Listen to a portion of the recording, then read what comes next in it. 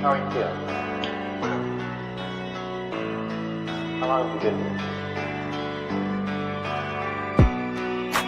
3 months, May 17th. And what brought you? That's difficult to answer.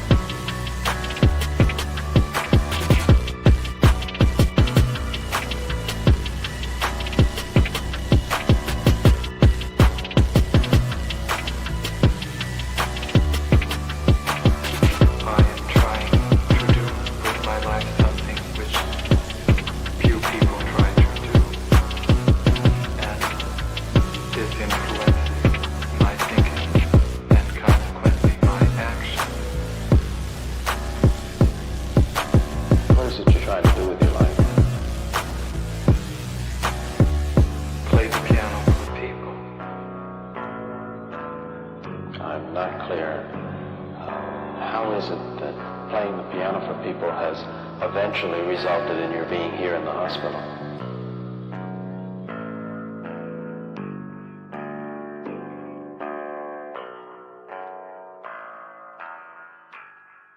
That's difficult to answer.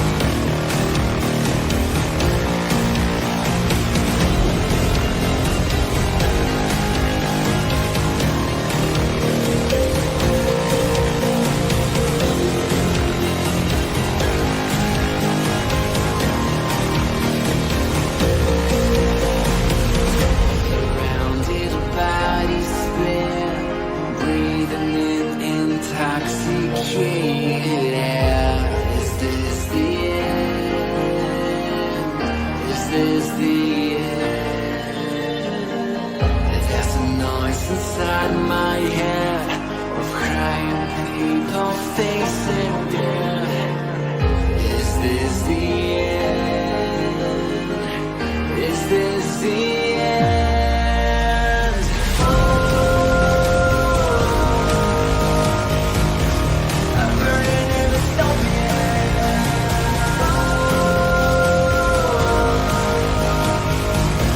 There's no place to hide.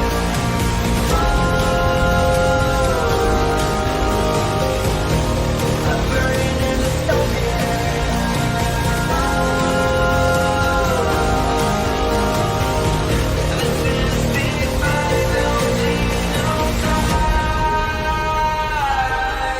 What have we done to the world?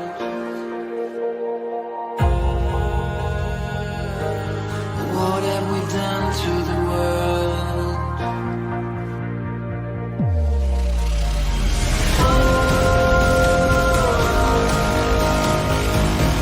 I'm burning in the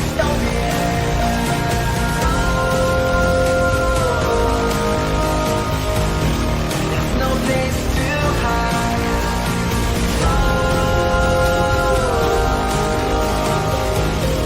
I'm burning in the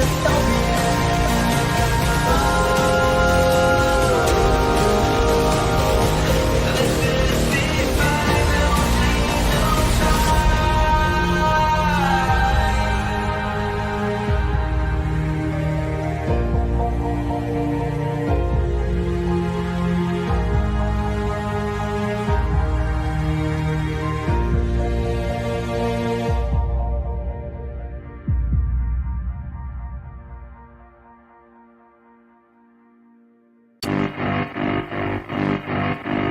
Marky got with Sharon, Sharon got Sharia. She was sharing Sharon's outlook on the topic of disease.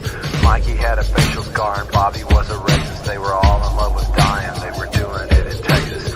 Tommy played piano like a kid out in the rain, and then he lost his leg in Dallas. He was dancing with the train. They were all in love with dying, they were drinking from a fountain that was pouring like an avalanche coming down the mountain. I don't mind the sun sometimes, the images it shows. I can taste you on my lips and smell you in my clothes. What up, guys? Happy Thursday. It's Thursday, right? Pretty sure it's Thursday. It's Thursday, right? I feel like every single time I get... Oh, it is Thursday. Excellent, excellent. I know exactly what day it is. I am an adult. I am a professional. And it is Thursday. It's definitely Thursday. You know, every time I'm bit like this has happened to me before, but it hasn't happened to me before for this length of time. For people who've been following my content for a while, I wrote my first book in like 2018, something like that, 2017, 2018, somewhere around there. When I go into book writing mode, you don't hear from me for anything else, because usually every single book I've ever written, the book has been written basically in a matter of weeks. Like every single one. Now, of course, I have some works in progress that I'm dabbling with right now. But like usually, when I sit down to write a book and I have it's something that needs to come out of me, my entire life becomes around writing that book. And I go through a very short spurt where I don't know what day it is and I don't know what time it is, and I stay up all hours of the night and I don't think about anything else and I don't do anything else because I just want to get the dang book written, okay? This was true of my first book, which is called Zen Your Work, and it has a subtitle about mindfulness and the art of self-mastery that I can't remember because I wrote it so long ago, but it's a good book. If you're looking for a book about mindfulness at work, hey, I used to teach that stuff. I was pretty good at it. I bet I would be even better at it today, honestly. And then I wrote a book called Actively Unwoke, The Ultimate Guide for Fighting Back Against the Woke Insanity in Your Life. That was at the beginning of 2021, and I wrote that book in basically about 3 to 4 weeks, I think. And then I stopped writing books for a while because I was so pissed off at my last book publisher that I was like, I just don't even want to do this anymore. And then after I was harangued by my community to start writing books again, I did, and now I'm neck deep in book writing mode. in book writing zone. I am neck deep in it, and I've been neck deep in it for a minute. And that's why I don't know what day it is. Because, like, when I go, like literally, I just get tunnel vision. When I have something I want to complete, I get tunnel vision. And so that's just the way it goes. So you have to expect that from me when I'm churning out as many books as I'm churning out now. And guess what? I have just completed. As of last night, technically, but officially this morning, I have just completed basically my third book of the year. And this was an accidental book. This was a book I had no plan to write at all. This was a book that came up out of some crazy idea that I had over the weekend. And the idea was so good. The idea was so on point. And I'll tell you what. The idea got even better as I wrote the book. I think Jennifer is going to be really pissed off at me because I sent Jennifer a very, very, very rough draft of this book because I was so excited. I was like, Jennifer, look what I did. And Jennifer was like, you better not have used AI to write all that. And I was like, I didn't. I swear to God, I just used the AI to creatively brainstorm. I swear to God, which is actually the truth. But since I sent the rough draft to Jennifer, I have completely changed the book. Like, Jennifer, the things that are in this book now, Jennifer is going to have no fucking idea those things are coming because I completely changed the second half of the book to be much more dark and much more dystopian than it previously was. And I know some people are reading it. I hope you guys are enjoying it. I just posted Act 5 today. There are 5 acts in the book, and they're all on the Red Menace Collective Substack to read now. Now, I want everyone to keep in mind, these are draft chapters, so there's going to be mistakes. There's some I know there are inconsistencies in here that I need to go back and fix, but the story is the story. The core story of what this is. There are going to be no, like, truly significant changes to this book. I might add some additional character stuff in it, but, like, really, the book that is on the Substack right now, that is the core story of the book. And if you are reading it, no spoilers. No spoilers. Don't ruin it for everyone else, okay? But for people who haven't been following along, I am writing a dystopian fairy tale, or I have written a dystopian fairy tale. And it is based on the Communist Manifesto. And you are transported into a fictional kingdom called Laboria, where the workers rise up. Judy, you finished it? Can you give us a non-spoiler review? I think Judy might be the first person to have finished the book. What happens is, based on the Communist Manifesto, the workers in Laboria who have been convinced that it is their place in life to do everything the monarchy, the evil capitalists want of them. And the workers rise up and they overthrow their oppressors. And that, of course, is the Communist Manifesto part of the book. But what happens in the second part of the book is that then you get to see the aftermath. What happens after the workers overthrow their capitalist bourgeois oppressors? What do they do next? How does that community grow? How does that evolve? How does that change? And spoiler alert, it gets really dark. And it gets so dark that I actually created the whole book cover for it today. And this is the back book cover. I'm going totally full on character for this. This is the back. This is what the back of the book will look like. Basically, it's just a plain white, and I love the white. I love it. And it's got a skull that looks like it's drawn like a kid. And it says, fairy tales were never meant to be comforting. They were brutal, bloody warnings whispered through the ages to keep people from wandering into darkness. This book is violent, cruel, and deeply uncomfortable. But it is the truth. Read at your own risk. Guys, I seriously, listen. If this book doesn't get made into a movie at some point, that will be a sacrilege of justice. I want a movie. I want a TV show. This book is so fucking good That's got to be one of our goals once you guys actually see it and it gets out there. Like, we need to find someone. I personally need to find someone to make this book either into a movie or a TV show to be aired on Netflix, obviously, because I want to see this come to life. I cannot even tell you, like, I cannot believe that this story manifested out of me. And that's why I said, like, the other day, I know when I'm writing things that are channeled, and I know when I'm writing something that's inspired by something that's bigger than me. And this didn't come from me. This didn't come from me. This came from something else. Because, there have been times when I've been writing in this book, and I read back what I wrote because I write stream of conscious. I just, kind of try to zone out, and I write whatever comes into my mind. There are things that I wrote in this book that I'm like, oh shit. And I was like, I go back and I'm like, oh, it's so good. And I impress myself with it. And John, I'm glad John Morgan is here. I'm glad John Morgan is here. John Morgan, I have a surprise for you. I have a surprise. And this is the first time. This just seems like as good a time to announce this as any. Hang on. I have a surprise for you, John Morgan. Hang on. I gotta get it up on my screen. You're gonna love it. It's gonna be great.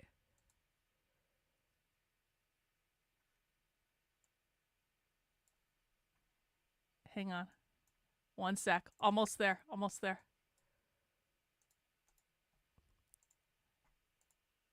there. This is the surprise.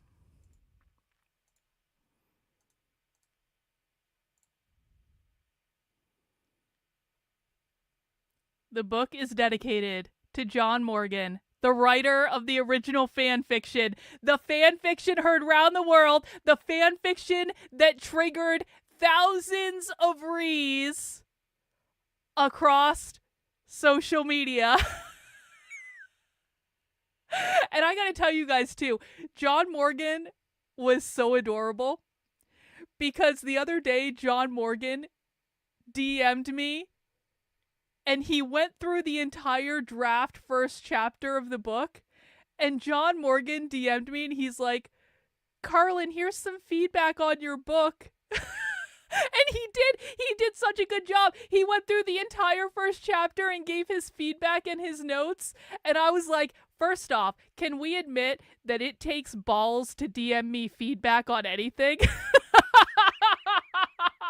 Do you know that most people would be absolutely terrified at the prospect of giving me feedback on anything?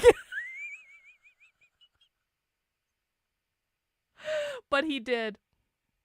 He did, and I thought it was very sweet, and I thought it was very lovely, and I really appreciated it. And I do hope John Morgan likes this. I hope Jennifer likes this. I hope everyone in the community who actually writes fiction likes this, because, although I have had a book like this in my head for a long time, there are elements of this story that have been sitting in my head for probably a decade at least. I never thought I would actually produce a book like this. It's not something I'm familiar with. I think I did an okay job. I used AI to teach me how to write like this. And by the way, fuck anyone who, I don't believe in using AI to, write entire books for you. That's bullshit. But, AI is so useful in stuff like this because it literally taught me how to write this style. And I said, how would this be written if I was doing it like this? And it would give me different feedback, and it would give me different guidance. And it was actually really, really, really helpful. And I think it came out better because of it. And so I guess this is my way of saying, I never expected to write anything like this, but I'm really, really proud of the output of this. And I think it's really good. And I dedicated it to John Morgan because he wrote the original fan fiction, and the original fan fiction was the best. Nothing will ever defeat the original fan fiction. And if you don't know what the original fan fiction is, you just got to hang out in the community more, because you'll find out eventually. John Morgan has status in the community. In fact, why doesn't John Morgan have a wrench? Why doesn't John Morgan have a wrench? Now he does. Okay. Now he does. Anyway, so if you want to read the book, if you want to get a head start on everyone, what you need to do is go over to redmenacecollective.substack.com. And this is for people who are supporting me on the Red Menace Collective. This is $10 a month, $100 a year. What you get in return for that, and by the way, that money goes to fund my ability to write this stuff. So I can't do it without people like you guys that are funding my ability to do this. So I really do appreciate it. But what you get in return for that $10 a month or $100 a year is you get access to all the draft chapters of all the books I'm working on as I'm writing them, as I'm completing them. So you actually don't have to wait for the whole book to be published. You get to give me feedback on them. I promise I won't yell at you if you give me feedback, as long as you're not a dick about it. If you're a dick about it, we might have words. But if you're not a dick and you're just like saying, Carlin, there's a typo here, you might want to think about this, you know, or Carlin, did you think about adding this to the book? You know, I love feedback from people who like my books and my work. So you get access to that. And you get a free PDF copy of the book before it's released publicly. So members of the Red Menace Collective, I'm putting the final touches on this book now, so I don't anticipate the PDF being up until next week, but it will be coming very, very soon. And then I am going to put the book on sale on Amazon, like all the other ones. And I really want to try to push this book out there. The other books I've been writing, I just kind of put them out there. And if people like them and they buy them, I think that's great. And I appreciate it. And I love when people leave me reviews and stuff like that. But the other books I've written so far, I just kind of put them out there. And I'm like, okay, well, whatever happens with these happens. And, you know, people read them, great. If they don't, great, that's fine too, whatever. With this book specifically, I actually do want to do, like, I actually want to make an effort. This might be against my better judgment. I actually do want to make an effort to try to go on other people's shows and talk about the book and get the book out there and get people reading the book, just because I am incredibly proud of this book. And I'm going to do a paperback version of this book. I always was. I also think I'm going to do a special edition hardcover. So the paperback version is going to have a white cover. The special edition hardcover is going to have a fuck off bright red cover, and I've already made it, and it looks so cool. So you can buy the paperback version, or you can buy the special edition hardcover version, whichever you want, and the hardcover edition will be slightly different, and I think maybe even a little bit better than the paperback version. So I'm just like, you know what? I've thought about this. I have thought about this, and I might do this. I'm not fully 100% committed yet to an illustrated version of the hardcover, but that might be the route I take, Everyday Therapist. It's certainly something I've thought about. You know, one of the inspirations I have is there is an amazing Ralph Stein illustrated version of Animal Farm that I've had for years. And I was kind of like, maybe I should do something like that. So I need to think on this aspect of it a little bit more, but there will definitely be a hardcover version of it. And it will definitely have a fuck off bright red cover. And whether or not it's illustrated is still TBD, but I think it's an interesting idea. I just want to make sure I can actually execute it in the way I have it in my head, which maybe I'll be able to, maybe I won't. So that's what's going on, guys, with that. And I really do appreciate everyone that's been reading it. I would love to hear your thoughts when you're done. I'm a little nervous. I feel like some of you guys are going to hate me for some of the things that happened in this book, but I think it'll be cool. Let's see. We are going to be doing Counterrevolution. Oh, by the way, if you want to buy my other books, they're currently on Amazon that the Red Menace Collective have funded. You can buy A Brief History of Racism, which is all about the origin of the word racism, the evolution of the word racism. It's a really short little read. It's very interesting, I think. And of course, the latest book that I've released is called Debunking the Communist Manifesto, which is exactly what it says it is. It is a book that debunks the Communist Manifesto. It's about 400 pages long. There's a lot of debunking that happened in that book, let me tell you what. And so both those books are on sale on Amazon now. I am also I'm back working on the Be Gay Do Crime book now. I'm still going to be working on the Queer Marxism book. So we got a nice little book schedule for the second half of the year. So while everyone else is complaining on the internet and melting down on the internet, I'm over here writing cool shit, and I hope people want to read it, and I hope people enjoy it, and that's what I'm going to be working on, because I don't need to be involved in any of that nonsense going on online. I'm fine with this. So we are going to be doing Counter-Revolutionary Book Club today, guys. How you get to Counter-Revolutionary Book Club is by going over to my main Substack. That is Carlin, KARLYN.substack.com. Go to Book Club. And we are going to be finishing up a book or a document that we've been working on for 3 parts before this. So this is going to be our we're finishing it today. We have been reading a document called Against the Gender Nightmare. It was in a magazine called Baden, and you can find it by going to the Dystopian Documents Queer and Gender Activists Are Reading, clicking on that.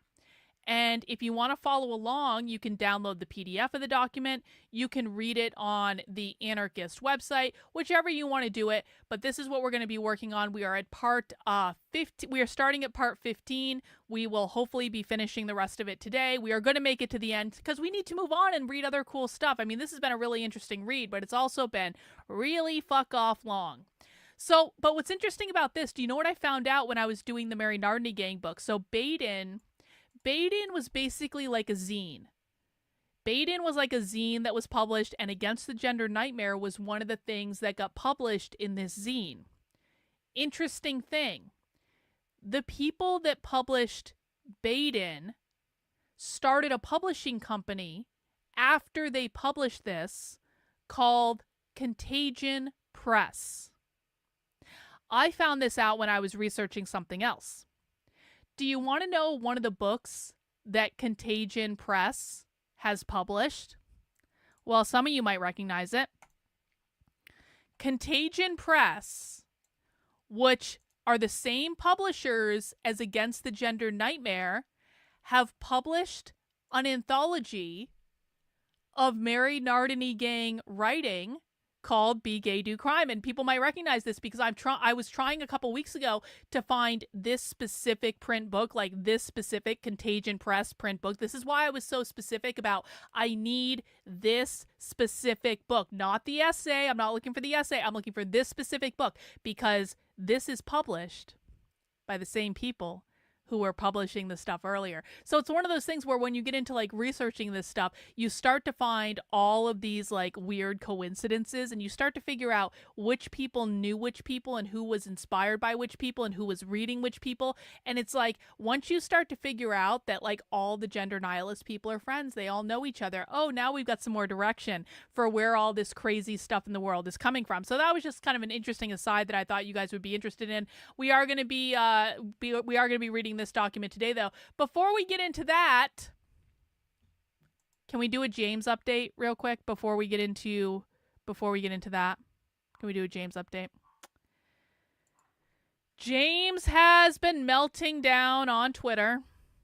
I know that everyone is shocked that James is having a meltdown on Twitter. But it started last night.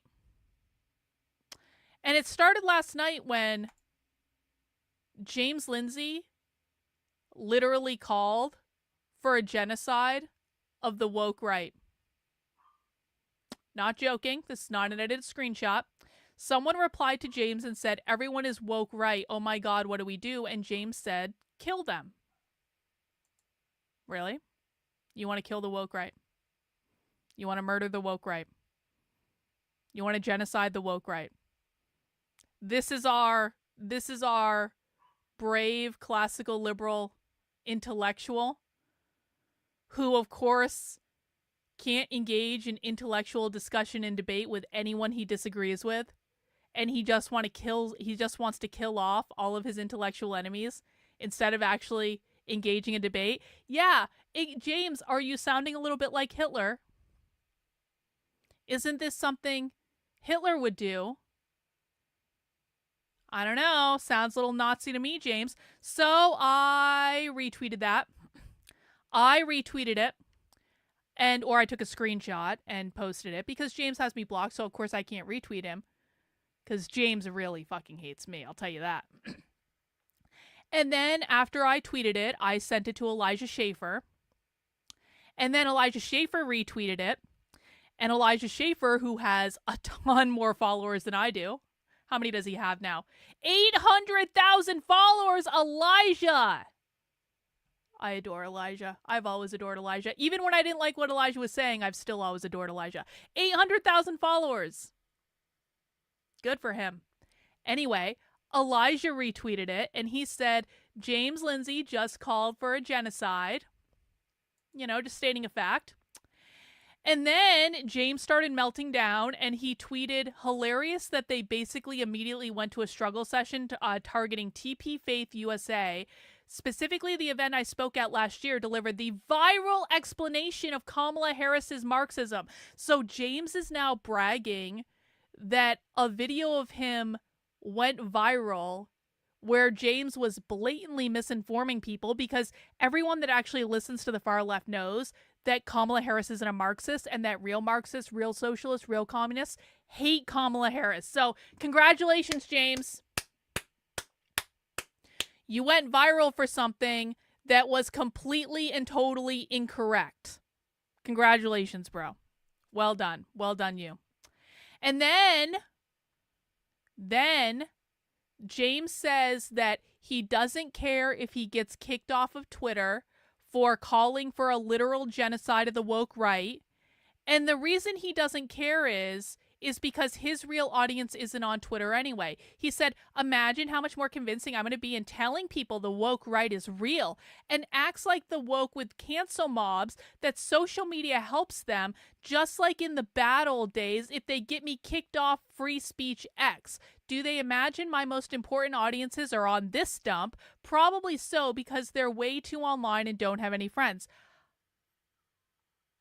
I'm old enough to remember when James Lindsay led a campaign on Twitter to try to get all of his followers to report me to YouTube, to get me banned off of YouTube, because James was pissed off that I was watching his publicly available content and debunking it, and that he was pissed off that my audience was asking him questions he didn't know how to answer.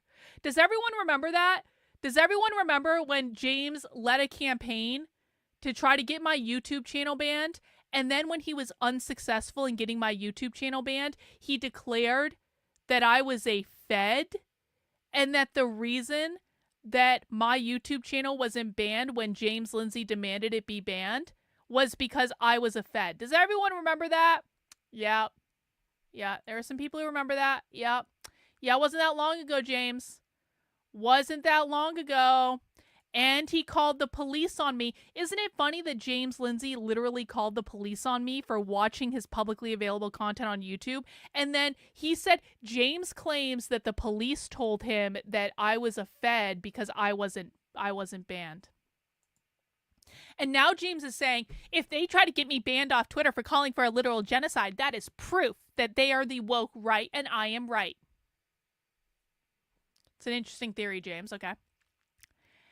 And also, just as an aside, I don't even have a name anymore in the land of James Lindsay. When James Lindsay is talking to men he doesn't like, those men have names. When James Lindsay is talking about me, I don't have a name anymore. Now, James and his friends have taken to calling me pig face or pig woman. I was to understand that the woke right were the ones that were treating women badly. But I'll tell you what, I talk to the Groypers all the time. The Groypers don't call me pig face. They do sometimes make fun of me for my weight. Whatever, I don't really care about that much. But they also do call me by my actual name. So, am I supposed to choose the classical liberals who are literally dehumanizing me over the quote-unquote woke right that treats me respectfully most of the time? Yeah, I'm definitely not going to take the side of people who can't even use. It's kind of like James is doing the devaluation that he always accuses me of doing, because I don't call James names. I call him James Lindsay. I could call him names if I wanted to. I don't make fun of James's weight. I don't make fun of James's looks. I don't do any of those things. But he sure seems to be doing it to me on the regular. All right. And then, of course, I think we just need to point out, like I said earlier, James wants to run around the internet telling people that I didn't get banned on YouTube and that's proof that I'm a Fed. Well, guess what? James Lindsay still hasn't gotten banned on Twitter for calling for a literal genocide of the woke right. So is that proof that James Lindsay is a Fed? Or does James play by different rules than he puts on literally everyone else? Let's see, what else do I have here? Oh, and James's friends. Can we just talk about Joel Berry for a second? Joel Berry has got to be one of the stupidest motherfuckers on Twitter. Joel Berry, who is with the Babylon Bee.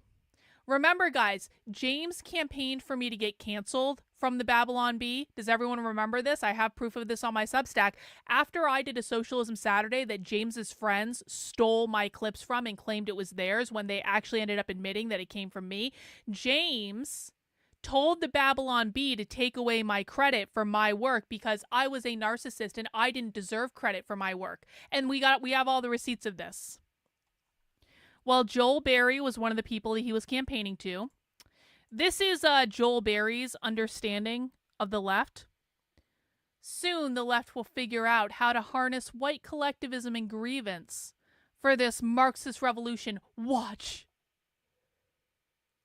This is one of the most retarded takes I've seen on the internet today. No one who actually listens to the left in any sort of serious way thinks this is true. This is complete classical liberal made up bullshit to make them the victims of the situation and to make them the ones that seem like their ideas are the best when in fact they're just made up bullshit. And then James said today, given the hilarious woke right histrionics around me today, let me just say being a dumb woke right grifter isn't a genotype. Dazzling commentary there, James. And then Elijah Schaefer retweeted James again. And he said James Lindsay is a terrorist. Like this post to condemn acts of violence from the progressive right. I actually liked this from Elijah. I like that Elijah's calling them the progressive right. I think that's a pretty good idea, actually. And then check this out. James and his friends, you can see this is Psycho Frank McCormick, who we know is off of his psychiatric meds because he tweeted about being off his psychiatric meds. And you can see James has retweeted him. And this is particularly interesting, right? Because they seem to be triggered based on the fact that Elijah Schaefer shared a tweet of mine. So this is the tweet where I literally screenshotted what James said and said, he's calling for a genocide of the woke right. And then Elijah said, yeah, James is calling for a genocide of the woke right. And the response that James Lindsay and his psychotic classical liberal friends have is, imagine unironically sharing Karlin Borisenko's posts. So the problem is not that James is calling for people he disagrees with to be literally genocided. The problem is that someone is sharing my post which contained a screenshot of James calling for people to be genocided. Okay. Talk about having some thin skin.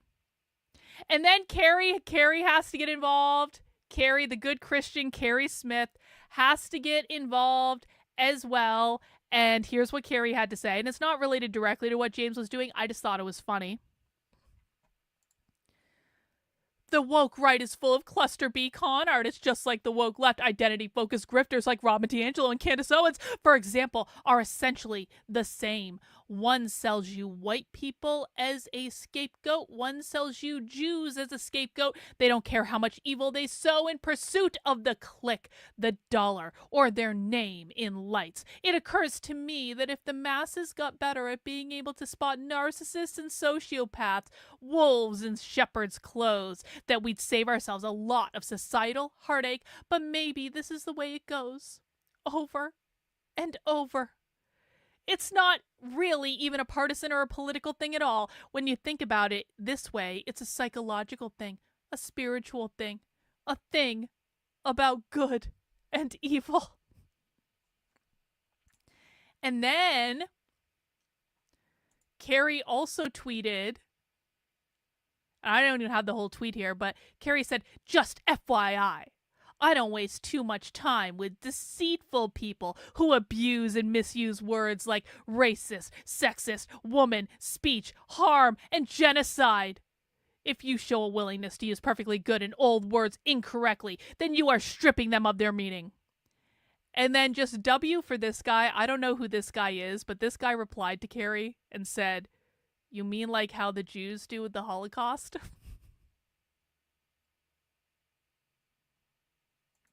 And I think that's it. Oh, yeah, that's it. That's it. That is our update. That is our classical liberal update for the day. The classical liberals are crying as always. And we just keep moving on, and we just keep creating good content about the left, and we just keep doing what we do. And they can cry on the internet all they want, but I'm enjoying the crying and the meltdowns because I've earned this moment. And people who've been around for a long time know that I have earned this moment. I paid for this moment with my blood, my sweat, my tears. I paid for this moment after by undergoing years of harassment by these people. I have earned the right to gloat and the right to laugh and the right to make fun of these obviously intellectually deficient grifters. And so I'm going to do it. And I don't care what people think about it because it's my show. I'll do what I want. All right, guys, we're going to get into Against the Gender Nightmare now. Now, this is Counter-Revolutionary Book Club. We are going to be reading a rather complex document. This is part 4 of this document. If you haven't been with us for the first 3 parts, you might find it a little bit confusing. That's okay. You can still listen along and learn from it if you want to. We are reading, these are the documents that queer activists, that gender activists are inspired from. This is the actual stuff that they read. And so we want to make sure we know what they're reading. And that's why we do this. But if you are new to this, if you are unfamiliar with this, maybe you just need a little bit of a review, please let us know in the chat. We will take our time. We will answer any questions and stuff like that. So, pop quiz for the chat. What do we remember from Against the Gender Nightmare so far? So we have read sections 1 through 14. We will be finishing up 15 through 20 today. What do we know about this document so far? Here, I'll give you a couple things while you guys are typing your answers into the chat. We know that this is a gender nihilist document. What that means is they want to abolish all gender. They want to abolish all hierarchy. They want to abolish all categories. Yup. They believe that capitalism started in ancient Sumeria. And it's not even just that they want to abolish gender. They literally want to abolish civilization. Civilization is a code word they use for capitalism. Domestication is a code word they use for capitalism. Yup, we know that Lilith was queer, according to them. This is an anti-civilization document. So this is about as extreme on the far left as you can get. This is a very flowery document, so they write in very flowery words, so sometimes we have to take our time with it. We have to slow down. We have to really understand what they mean by everything. We'll be listening to it using this here e-reader. And I will be pausing, of course, to do commentary when I have things I have to say. You guys can feel free to chat in things as well. And if you are missing back episodes of the podcast, head over to my Substack, Carlin, KARLYN.substack.com. Click on the book club link in the top. You can also look for the Counter-Revolutionary Book Club podcast on Apple Podcasts, on Spotify. You can also listen to it in the Substack app if you want it over there. So you can catch up with back episodes. And this is a little bit more wonky stuff. I'm going to be honest. If you like the wonky stuff, you're going to like this. Yes. Another word for capitalism they have in this is the Leviathan. So, as always with the left, there are a lot of words that mean capitalism in different ways. We'll talk about that as we make our way through the document. All right, let me get the sound set up. And thank you guys for spending some time with me to do Counter-Revolutionary Book Club today. Please mount the like button if you would be so kind. Please make sure you are subscribed to the channel if you are not already. And let's get this party started. 15. Throughout the body of this text, we've been weaving together a critique of the scientific view of gender, as well as resistance practices which remain rooted in this domestication. We'll now turn explicitly toward one of the most prominent of these ideologies regarding gender, Ooh. Marxist feminism. This ideology largely emerged John Zerzan, Patriarchy, Civilization, and the Origin in the 70s as an attempt to synthesize the critique of capitalism with the critique of patriarchy. Oh, hang on. We got to read that again because it was split up by pages in the PDF, so the reading came through a little wonky. We'll now turn explicitly towards one of the most prominent of the ideologies regarding gender, Marxist feminism, or its contemporary euphemism, materialist feminism. This ideology largely emerged in the 70s as an attempt to synthesize the critique of capitalism with the critique of patriarchy. What does that mean? The left believes that capitalism, which they define as private property ownership, created the socially constructed roles of gender, men and women. Men and women are the gender binary. They believe that capitalism put men in the workplace and women in the home. Men had all the power and all the money. Women had the unpaid labor of raising the next generation of proletarian workers in the nuclear family. These are socially constructed roles in which men are the oppressor, men are the bourgeois, women are the oppressed, women are the proletariat. This is the patriarchy. This is the gender hierarchy, the patriarchy. What they want to do is abolish all gender, abolish men and women. They want to flatten the gender hierarchy. That is the goal. You only get gender equity under their ideology if there is no more gender. So it's not about getting rid of men. It's not about getting rid of women. It is about getting rid of all gender. Non-binary means no binary. When they're saying non-binary, they're referring to the gender binary of men and women, and they're saying, no, we don't want that. Gail Rubin's inquiry, which we've detailed above, was largely a critique of the limitations of the Marxist perspective. Queer theory and black feminism and trans feminism also emerged largely in reaction to the inability of this theory to account for the majority of gender violence experienced by a whole range of subjects excluded from the scientific sample. The theories of contemporary Marxist feminists haven't deviated all that far from their roots, but the questions posed decades ago remain largely unanswered. These interventions are relevant to our own critique, but we begin from a different place. Because it is materialist, materialist feminism ignores the spiritual dimensions of gender, and as a consequence has not been able to ascertain or critique gender as domestication. Because of its prioritization of the historical. When they say domestication, they mean capitalism. When they're saying domesticated, they're talking about like the domesticated nuclear family. So I just want to read this with it how it actually means. Because it is materialist feminism ignores the spiritual dimension of gender, and as a consequence has not been able to ascertain or critique gender as capitalism.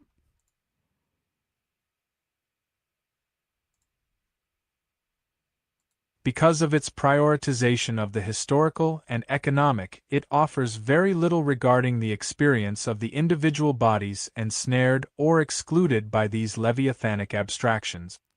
In the 70s, Rubin and others said that the primary limitation of Marxist feminism was its conception of origins. For them, the exploitation and domination of women was based in the separation and gendering of the spheres of productive and reproductive labor.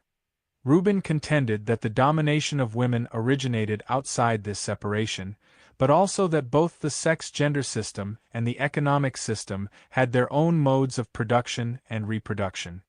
Already then it was sloppy to reduce the two systems as being simply the productive and reproductive spheres of the capitalist mode. For her, the origins of gender are far more archaic. emerging at the beginning of civilization itself. So Gail Rubin was a gender nihilist? I didn't realize that.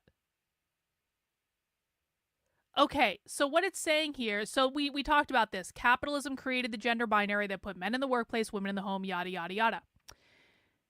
The people who are pushing the gender nihilist stuff say this didn't start with the actual workplace. They're basically saying that, okay, here's my interpretation of it. People might disagree. There are a lot of Marxists and socialists who talk about capitalism referencing the Industrial Revolution. And this is, I mean, they call them the nuclear family, the Fordist nuclear family, as in Henry Ford. And so a lot of them, I think, they pinpoint capitalism around like the Industrial Revolution, because that's when they had the assembly line and things like that. I think what this is saying is that, what does it say specifically?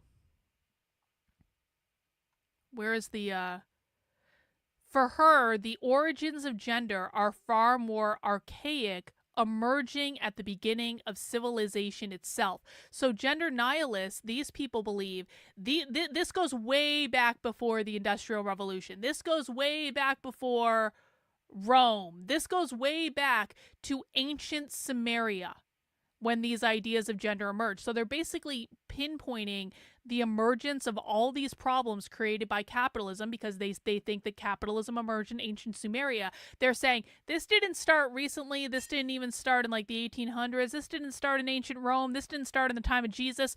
This started in ancient Sumeria. That's my interpretation anyway.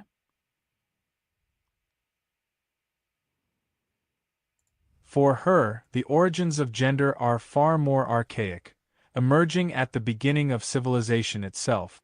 While obviously feminist anthropologists will win against Marxist feminists on the origins debate any day, our inquiry takes us outside this theoretical pissing contest. Rubin's perspective isn't interesting to us because its evidence is older. Instead, we're interested in the way her text contributes to the elaboration of gender and domestication as being one and the same process with both bodily and spiritual operations. Okay, so now it's said, instead we're interested in the way her text contributes to the elaboration of gender and domestication as being one and the same process with both bodily and spiritual operations. So again, they're saying gender and domestication, which is one of the words they use for capitalism, are basically intertwined. Does everyone understand that? But they're saying it not just from an economics level, they're also saying it from a cultural level, which I think that they're saying spiritual level when they mean cultural level. We'll contend that in order to plot an escape from a system which holds us captive, let alone to strike out against the beast itself, we must understand not only where it comes from, but more importantly how it operates in the present. Marxist feminism feels inadequate in both these regards.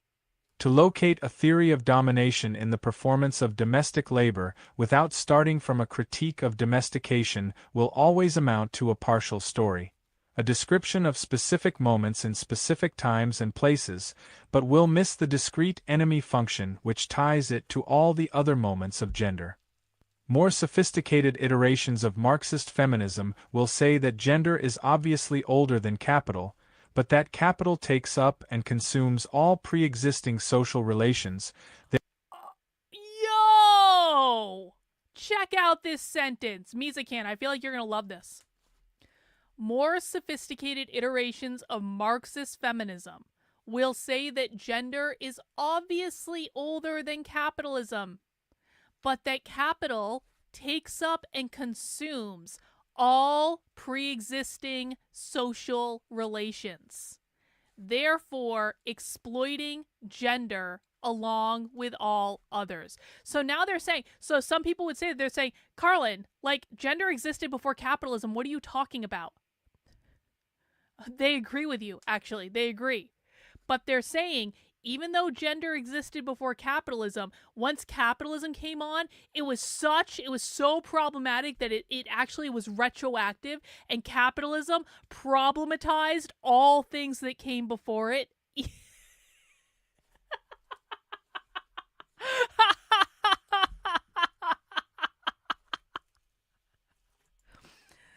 It's like the catch-all. It's the people always think they're owning me when they're like, Carlin, capitalism existed before that. I'm like, or they're like, gender existed before that. I'm like, oh wait. Capitalism literally colonizes everything, even things that came before capitalism. Capitalism is so powerful, it basically time travels, and it goes back and it engulfs all of the things that came before it.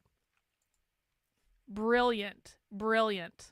More sophisticated iterations of Marxist feminism will say that gender is obviously older than capital, but that capital takes up and consumes all pre-existing social relations, therefore exploiting gender along with all the others. And while it is true that there is a dimension of the unique in every moment, and that genders within capitalism are different than within other modes of production, this does not prove that the essence of gender domination has changed all that much. Rather, the gender form emerges from millennia before and stays consistent in its twofold bodily spiritual assault on human existence. The moments of the accumulation of domestic labor are two worthwhile stories about how gender has taken its contemporary form, but they remain two stories among many. To over-prioritize these moments of economic exploitation is to silence and undervalue the countless stories which do not fit inside the neat narrative.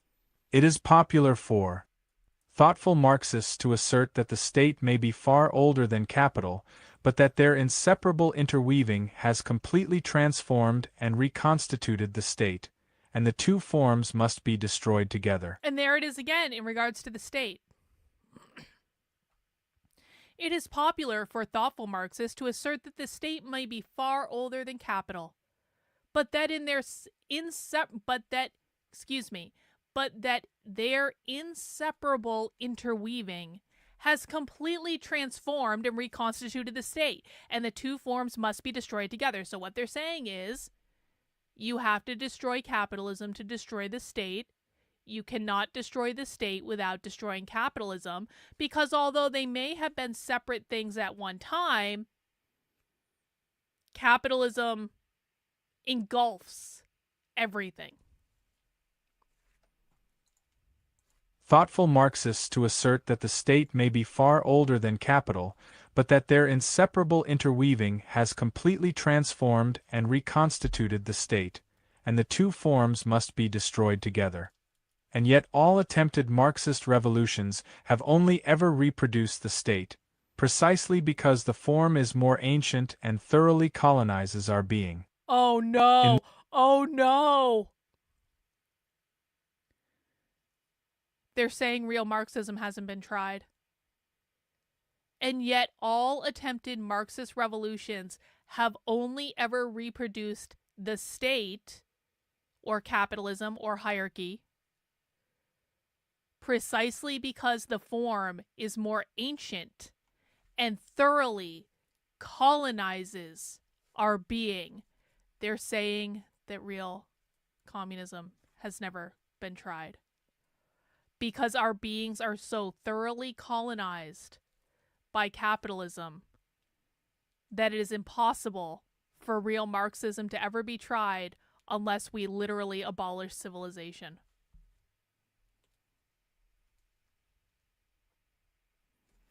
Mizakan says, I've been thinking for a while that collective care is a replacement for the state dictatorship of the proletariat.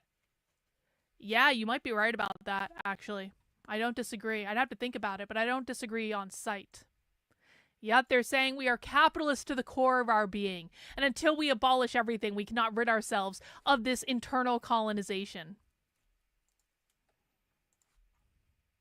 And yet all attempted Marxist revolutions have only ever reproduced the state, precisely because the form is more ancient and thoroughly colonizes our being. In this same way, a simple assertion that gender and capital have become terribly intertwined and must be destroyed together is not a theory of how that will happen or even much of an analysis of how this came to be. Just as a focus on the state as part and parcel of capital will in practice function as a blind spot, so too will this situation of gender. We're reminded of the laughable moments in the last decade where various communist parties had to make a complete reversal of their positions on queer people, without ever altering the structure of their understanding. The effort to expand and adapt the ideology consistently feels like the same politics of liberal inclusion sutured on top of vulgar Marxism. Yes, gender is exploited by capital and the two are largely indistinguishable and inseparable in the present, but this is not sufficient. Yes, gender is exploited by capital, and the two are largely indistinguishable and inseparable in the present. When they're talking about gender, they're talking about capitalism.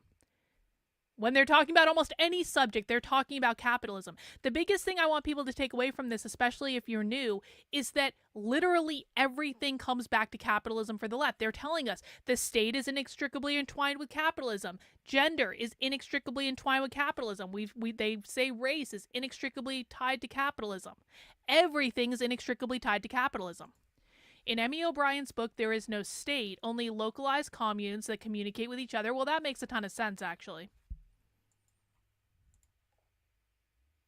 Yes, gender is exploited by capital and the two are largely indistinguishable and inseparable in the present, but this is not sufficient. Just as a refusal of the state form would require an understanding of its emergence and function up until the present, so too does gender require such an inquiry. If we want to destroy it, we cannot limit our canon to those moments which fit neatly into a story about capital. We'll also need to draw upon the archaic origins of gender and the voices and biographies of those who attempted to burn it out of themselves. The Marxist feminist perspective will always fail on the discussion of origins, because even those who critique the social construction of gender will affirm a naturalized view of sex. For them, socialized gender is a corruption of the biological realities of males and females of the species with regard to reproduction. We've already discussed how this split is itself domestication, and that it is Leviathan's function to universalize and naturalize its machinery into the wild. Okay, we need to talk about what this means. The Marxist feminist perspective will always fail on the discussion of origins, because even those who critique the social construction of gender will affirm a naturalized view of sex. So what they're saying is, and this might, I think Mizakian would say, and correct me if I'm wrong, that this would apply to the radical feminists, the ones who don't like all of this queer stuff. So what they're saying is, if you don't believe, if you don't buy into the idea that gender is socially constructed by capitalism, then you are more likely to believe that biological differences between the sexes are real. Okay? Those who critique the social construction of gender, the idea that gender or capitalism created the gender binary, men in the workplace, women in the home, will affirm a naturalized view of sex. For them, socialized gender is a corruption. They don't like the idea that capitalism created gender. Socialized gender is a corruption of the biological realities of males and females of the species with regards to reproduction. So they're critiquing the people who don't think gender is a social construct and who think biology is a real thing. We've already discussed how this split is itself domestication, and that it is Leviathan's function to universalize and naturalize its machinery into the wild. Okay, so now we can start to see how the code switching is taking place. We've already talked about how domestication is one of the words they use for capitalism. We've already talked about how Leviathan is one of the words they use for capitalism. Let's replace them. We've already discussed how this split is itself capitalism, and that it is capitalism's function to universalize and naturalize its machinery into the wild. So they're saying the reason that the radical feminists don't believe in the social construct of gender is because of capitalism. Do you guys understand that? They're saying the only reason you would believe that sex is a biological reality is because of capitalism. Yes, to believe in two sexes is to be domesticated by capitalism. Exactly, bot. Exactly. If people have questions about that, please make sure you put them in the chat. If Marxist feminism has refused this naturalization of sex, we have scarcely seen it. Even those who go as far as to problematize essentialist gender will still default to discussing a transhistorical men and women within all their complex formulations. Even if we only explored gender in the present, we would still find the story of domestic labor inadequate to the task. The narrative situates the family as the primary site of the exploitation of women's reproductive labor, labor which is necessary for the continued function of the capitalist mode of production. No, now we're getting into the family. This is great. The capitalist narrative well, actually, no, this isn't. Yes, this is the capitalist narrative. The narrative situates the family as the primary site of exploitation of women's reproductive labor. When we say men in the workplace where they have all the power and all the money, women in the home doing the unpaid labor of having and raising the next generation of proletarian workers. The family is the primary site of of exploitation of women's reproductive labor. So they're saying that because women are not paid for doing the reproductive labor that literally creates the future workforce for society, they are being exploited by the capitalist system to do so within the confines of the family, which are necessary for the continued function of the capitalist mode of production. This is talking about social reproduction theory. Social reproduction theory, exactly liquid marble. Social reproduction theory says that social systems will reproduce themselves until they are disrupted. The nuclear family is what is responsible for the social reproduction of capitalism. This is why the left wants to destroy the nuclear family, because they believe that they cannot destroy capitalism without destroying the nuclear family. The narrative situates the family as the primary site of the exploitation of women's reproductive labor, labor which is necessary for the continued function of the capitalist mode of production. It is true that the family does serve this purpose, but to stop our critique here is to be limited by a mechanistic and materialist view. Tell me more. We've already explored a theory that the family is a structure which emerges out of the exchange of the bodies of others as commodities, and that it is imbued with a mystical power through the Marriage is the exchange of the bodies of others as commodities. Queer Marxists oppose all marriage. Queer Marxists were never in favor of gay marriage because they believe that all marriage is the exchange of bodies of others as commodities. They believe that marriage is literally the ownership of someone else's private property.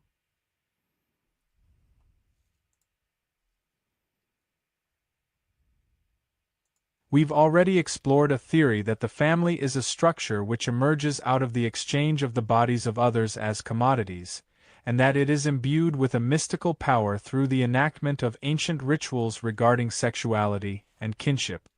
The consolidations of these mystical kinship structures were the basis of more complex human social relations, including Leviathan and the state. Capitalism. A specific power of inclusion enchants those who participate in these families, for they become the inheritors of millennia of lineage and tasked with the transmission of that heritage into the future. Fascism fetishizes these bonds, but so too do most political traditions. Fascism, the Marxist analysis. Fascism fetishizes the bonds of the nuclear family. But so do most people. Fascism fetishizes these bonds, but so too do most political traditions. The Marxist analysis of the family will tell us that this structure emerges out of the specific economic conditions of capitalism, but this is empirically untrue. Capital has shaped the family in unique ways, but the bonds which animate and give power to the family stream through his story and constitute an inheritance of millennia of control and domination. To take seriously the task of destroying this unit, we must comprehend it in its totality, in its economic function, sure, but also for its imprisonment and shaping of both the body and the spirit. Why does the family hold such an intrinsic place in all domesticated culture? Capitalist. Why do people form them? Why do they remain in them? Why do some actually claim to love and enjoy their abusive positions within them? Why does it remain the shadowy realm of open secrets and quiet little violences? These questions cannot be answered through economics alone. A Marxist attempt would answer that women remain in the family because they are denied the wage, and men because they need the free reproductive labor, but this answer feels paltry compared. So again, like when I say they believe capitalism created the gender binary that put men in the workplace, women in the home, I literally mean that. I know I repeat myself on this point often. I apologize for people who have to hear it over and over and over again, but we're seeing them say that again. A Marxist attempt would answer that women remain in the family because they're denied the wage. What that means is men got the jobs, women stayed at home and were housewives and did unpaid labor of upkeeping the household. They are denied the wage in this model. And men, because they need the free reproductive labor. So they're saying that the only reason that men remain in the marriage is to have a free baby-making machine at their disposal.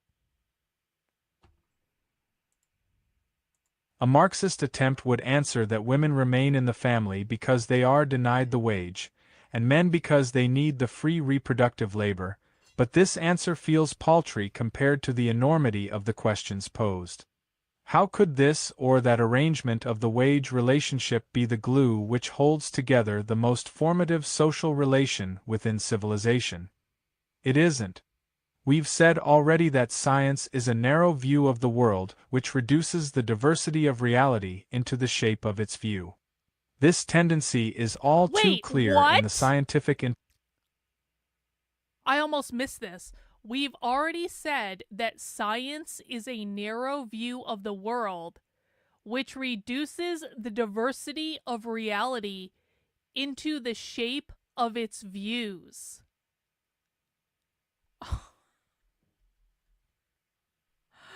Are you kidding me?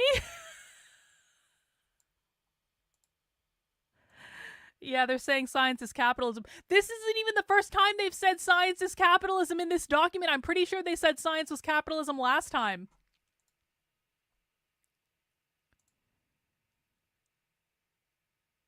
We've already said that science is a narrow view of the world, which reduces the diversity of reality into the shape of its views. I think I saw Chad say something earlier. Chad Masters said, just listening to this, I really get how debunking the true believers will never work. The cons are cooked. Guys, people ask me all the time, how do we convince the communists to wake up? How do we get to the leftists? You don't. You don't. You will never wake these people up. These people are telling you that science is a construct of capitalism, okay? You can't reason with people like this. What you can do is learn how to identify them and learn how to identify their beliefs and make sure others don't get sucked into this ideology. You know, one of the things I tried to do with the book that I just finished, the Capitalist Manifesto, a Revolutionary Fairy Tale, which you can find on redmenaccollective.substack.com if you want to read the draft chapters. One of the things I really tried to do in that book was to humanize why people get sucked into leftist ideologies. And you'll see it's a very non-judgmental book about the people who joined the communist revolution. It's really not. They're actually like the main characters, right? So there's a reason that people get sucked into these ideologies. And it's not because they're bad, and it's not because they are insane or mentally ill. It's not any of these things. They're practical reasons. They don't know what is beneath the surface when they get sucked into these realities. If we can help people before they get sucked into these realities by looking for warning signs like, oh, are you talking about capitalism all the time? Do you suddenly believe that non-binary is a real thing? If we can get early indicators of what these people believe and how it shows up in the world, then maybe we can save people from this absurd and crazy ideology.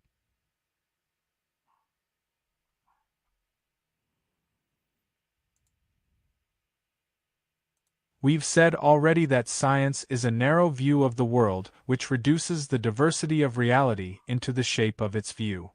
This tendency is all too clear in the scientific interpretation of the family.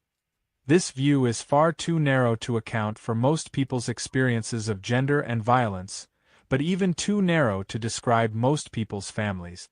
Black, brown, and indigenous feminists have consistently critiqued the Marxist formulation as being a primarily white understanding which has little to no application to their life.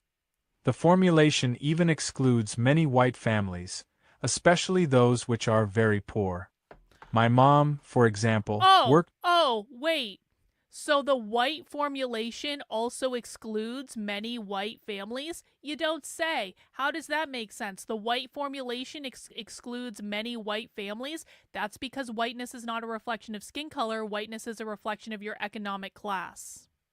The formulation even excludes many white families, especially those which are very poor. See? My mom, for example, worked 2 jobs in a factory and a nursing home to support us when I was a child. Her mother still works at the same diner where she has worked for decades, and yet the content of my family retains its domestic character. Capitalist. We've followed Freddie and Attentat in asserting that history is the decomposition of leviathanic forms. So too is the family constantly decomposing and rising anew from the ashes. At this point, so many new normal familial arrangements exist, none of which are accounted for in the simplistic binarist understanding of gender. How does a Marxist view account for this prolonged moment of the family's decomposition? A queer position contends that the family is a site of our exploitation, yes, but also has been a consistent operation of torture, constraint, and domination which vastly outpaces the needs of domestic labor. Whoa. A queer position contends the family is a site of exploitation, yes, but also has been a consistent operation of torture, constraint, and domination, which vastly outpaces the needs of domestic labor. As a reminder, queer is not about being gay, queer is not about being trans, queer is a far-left political ideology and nothing more, and that's why the queer position is that the family is a site of exploitation, torture, constraint, and domination. A queer position contends that the family is a site of our exploitation, yes, but also has been a consistent operation of torture, constraint, and domination which vastly outpaces the needs of domestic labor.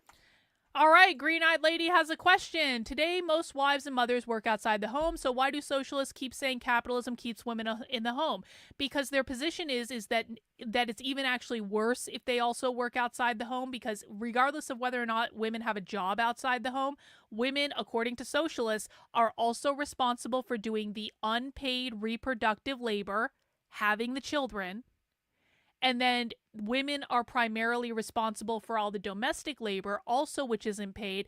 And then women are so oppressed that if those women also have jobs outside the home, that is capitalism exploiting them again. So it's actually even worse, because not only do women have to do the free reproductive labor in the home, again, having the kids, this is based on reproductive categories. Not only do they have to do that, they also have to be exploited again by capitalism, having a job outside the home. So that's what they believe. Good question. For others, we often find the family also as a site of exclusion, specifically at the moments when we rebel against it. The Marxist worldview has nothing to say about either our mutilation within the family form or our expulsion from it. Further, it derides our individual and collective revolt against this form as ahistorical and idealist. We are acting too soon or without the right conditions, but these rationalistic approaches have only ever affirmed the family. Our revolt will never be comprehensible from within it.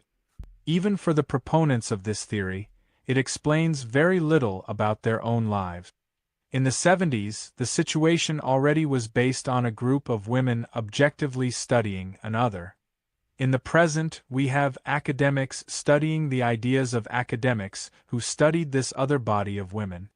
I think of those feminist professors whose liberation comes through hiring a housekeeper. Our inquiry begins firstly from our own lives, and then follows the lines along which we can locate our own struggles within and against gender in the struggles of others. Outside of this, all inquiry feels meaningless and empty. In my own life and experiences, Marxism's formulations around the split between reproductive and productive labor is incredibly superficial in addressing gender violence. It doesn't explain why old men pay to have sex with me or to watch videos of my sexual labor. It doesn't account for what investment people outside my family would have in policing my sexuality and gender expression. It doesn't explain why rape and sexual violence happens to those of us who don't have the biological capacity to give birth. It definitely doesn't account for the prevalence of date rape drugs at queer bars and parties, or for our murder at the hands of bashers and police. While I won't preclude that possibility that such an accounting could happen someday, we've seen no efforts in this direction. A refusal of materialism isn't an affirmation of some sort of queer idealism, rather it is an attempt to explore what has been cut out and discarded by both of these worldviews, the body and the spirit. These experiences require a bodily and spiritual exploration, one which takes seriously the simultaneous question of domestication. Such an exploration seems entirely necessary if we want to comprehend the vast range of gender violence, and to recognize them as one operation. That the theory of Marxist feminism is flawed is only the beginning of the problem. As with any other theory, its applications will always be haunted by the blind spots within it. We've already shown that pure sciences tend to produce horrifying results. The application of this theory, of course, is organization. Often the organization is so banal and reformist as to not warrant exploration. Other false solutions have thankfully not been put into practice on any notable scale. Another application of Marxist feminism is separatism. It is worth focusing on because of the specific tragedy that its history shows. The separatist project begins from an awareness of the dynamic we've also illustrated in organization, but strives to self-manage this circulation. Women must be organized into this or that group or party, where other more conscious women will help to structure their thought and activity. The exclusion of certain genders from the separatist group has never exorcised the demonic quality. TERFs. They're talking about TERFs, right? They're talking about women organizing into groups to support other women, but not those women. The separatist project begins from an awareness of the dynamic we've also illustrated in organization, but strives to self-manage this circulation. Women must be organized into this or that group or party, where other more conscious women will help to structure their thought and activity. The exclusion of certain genders from the separatist group has never exorcised the demonic quality of organization itself. Beyond this, it has actually taken on a and the demonic quality of organization itself. Remember, guys, these are people who want to eliminate all categories for everything. They're literally calling any organization into categories demonic. Beyond this, it has actually taken on a particularly sinister dimension through its willful and vitriolic exclusion of transgendered women and others. Marxist feminist activists were instrumental in the formation of state policies of excluding these women from state services, from activist groups, from shelters. These feminists served as the front line of the formation of transmisogynist policies in countless political and cultural institutions.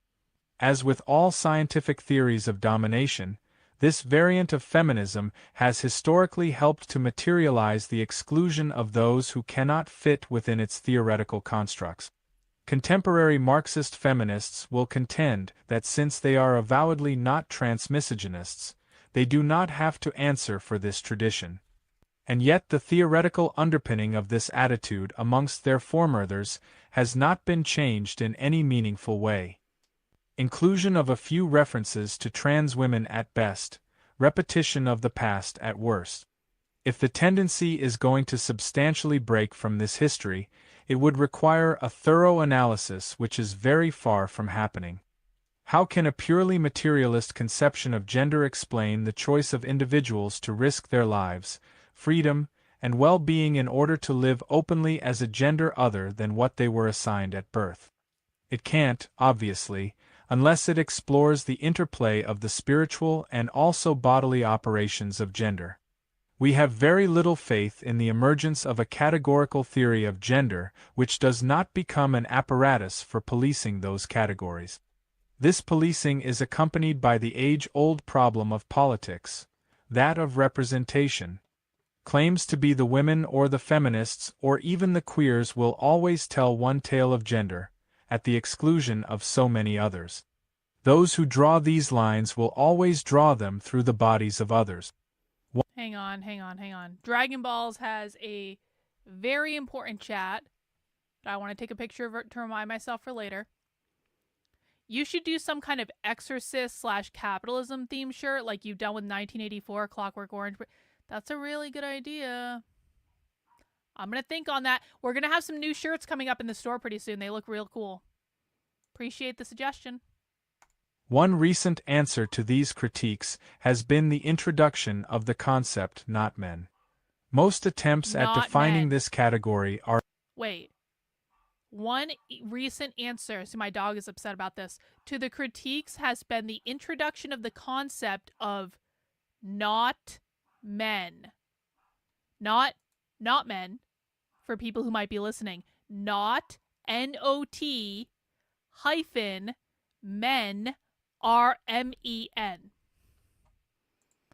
What, pray tell, is a not men?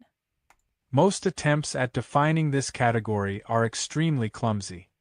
At times it is used to mean not cismen, or to explicitly Cis men. say that faggots are not welcome at certain meetings. Ooh. At others it simply means women plus trans people. Some feminists have even said that the category at times includes emasculated men of color. Usually it is just postmodern Eunuchs? shorthand for women. As with any other categories, it only functions if it has a firm border, and this border will always be policed. At every step of the holy way, shit. it is ceaseless. Oh my god. This is one of those wonky things that if you don't understand queer Marxism, you don't understand how great that line is. As with any other categories, it only functions if it has a firm border, and this border will always be policed.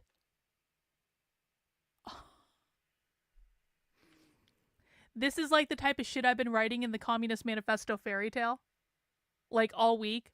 I have so many lines in there that remind me of that. So for people who don't know, let me break it down. The left believes that capitalism is defined as private property ownership. Private property can include things like land. It can include things like homes. It can include things like businesses. It can include things like parental rights. One example of private property is the country, because the country has a border around it. Your states also have borders, your towns, your counties, and your home and your land also have a border. The left believes that all borders are bad because borders enforce private property. The left also believes that the police are bad because the police are the managers of private property. It is the job of the police, or ICE, as you've been hearing a lot on the news, to protect the borders. Therefore, the police are the enforcement mechanisms of capitalism. And now they're going one step further to say that all categories All categories. Remember, these are gender nihilists. They want to eliminate all categories. These are the people who say abolish everything, abolish civilization. Now they're saying that in order to have a category, you must have a firm border around what is in that category and what is not in that category. And that border will always be policed, guarded over by capitalism. Therefore, to have any category at all is to have capitalism, because borders are required around categories. If categories don't exist, borders don't exist. As long as borders exist, capitalism exists. Do you guys get what this is saying? I know this is one of those wonky socialist things, but this is also one of those moments where if you understand this concept, you will understand the left. And you will understand the left at a very, very, very high degree. We're talking like, this is PhD level leftist stuff, okay? Let me know if you don't understand and I'll explain it. As with any other categories, it only functions if it has a firm border, and this border will always be policed. At every step of the way, it is ceaselessly problematic. The least problematic definitions of it are so vague as to not have any practical application. And it is always in the practical applications that these theories enact their violences. The prospect of a political body of largely cisgendered women determining which genderqueer or transfeminine individuals are not men enough to participate in their groups is quite nauseating. This categorical policing mirrors all the others. Meet the new binary, same as the old binary. A way out of this dilemma may be to start from experience rather than identity. To seek out conspirators based on a shared experience of a range of gender violence. Some proponents of not men have defined it similarly, but none of these experiences are limited by identity, and to accept a phenomenological or experiential framework would dispense with the utility of the category at all. If the concept is either problematic or useless, then why has there been so much fancy footwork put into an attempt to save the concept? What we're really seeing is a desperate attempt to save binary categories, in a world where they've long been decomposing. 16. There is a trend within communist thought which aspires to transcend the limitations illuminated in the various attacks on Marxism, communization. While it is beyond the scope of these fragments to explore and critique this textual body in its entirety, we will engage with it because its recent proponents have taken on the question of gender. Most of the writings of American communizers dealing with gender has been influenced by the French group theory communists. T.C. posits. Hang on, Angel Eye's got a question in the chat. So I assume a marriage certificate is a metaphorical border that protects it? Well, kind of. It's not the certificate itself. The certificate itself is just a thing, right? It's the institution of marriage. So queer Marxists believe that marriage is about private property ownership. Would they believe that when you get married to someone, you own your spouse as private property? This is one of the reasons non-monogamy is a thing for them, because they believe that if you are in a monogamous relationship, that the person you're in the relationship with owns you as a form of private property rather than you owning yourself and you getting to go out and doing whatever you want with your body, right? So non-monogamy is a way to be in relationships with people without the form of ownership as a piece of property. Because you still have control over your body. You of course want to be with your partner in this case, or several partners as the case may be, but you can also go over here. So you are the one deciding where you want to go, and you're not restricted to the person that you got monogamously married to in the capitalist state-sanctioned institution of marriage. Does that make sense?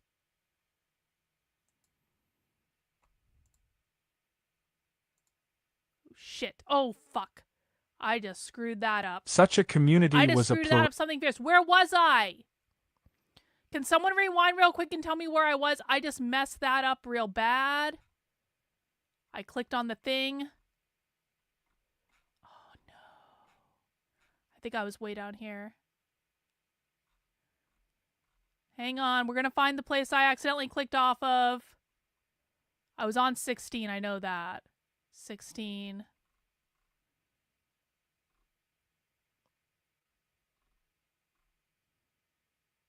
Okay, here. We're right here. Okay, we found it. We found it.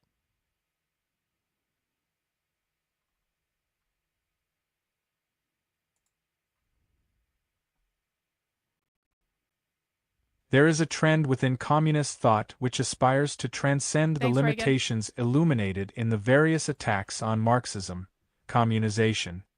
While it is beyond the scope of these fragments to explore and critique this textual body in its entirety, we will engage with it because its recent proponents have taken on the question of gender. Most of the writings of American communizers dealing with gender has been influenced by the French group theory communist. TC posits that in addition to the contradiction of labor and capital, there is a second contradiction between men and women. For them, these two contradictions intersect in the present to form the central dynamic of capitalist society.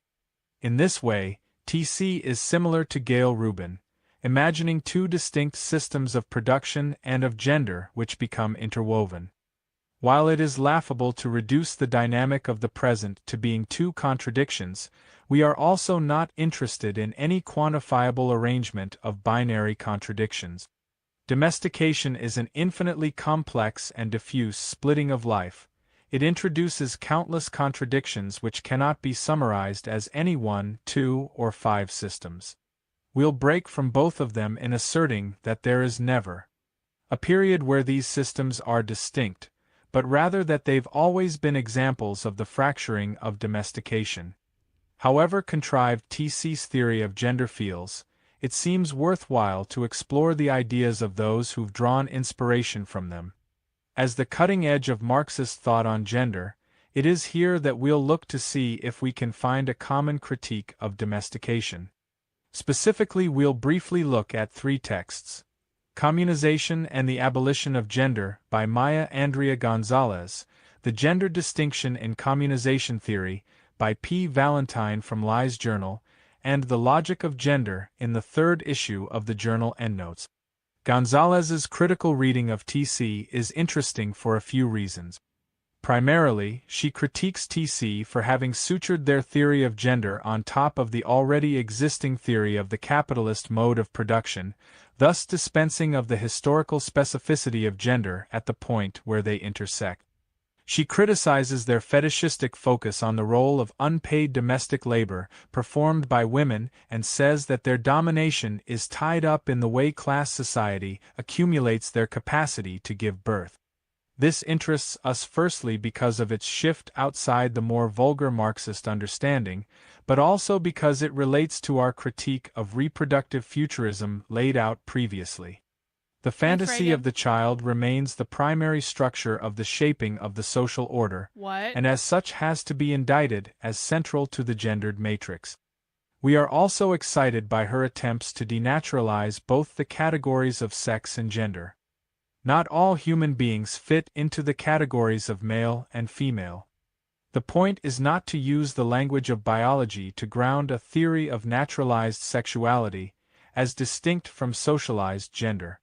Nature, which is without distinction, becomes integrated into a social structure, which takes natural averages and turns them into behavioral norms. Not all women bear children, maybe some men do. That does not make them any less beholden to society's strictures, including at the level of their very bodies, which are some... Wait.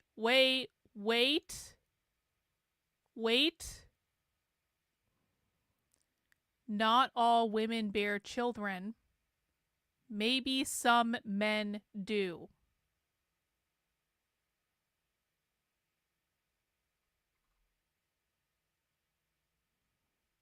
That's nice. Not all women bear children, maybe some men do.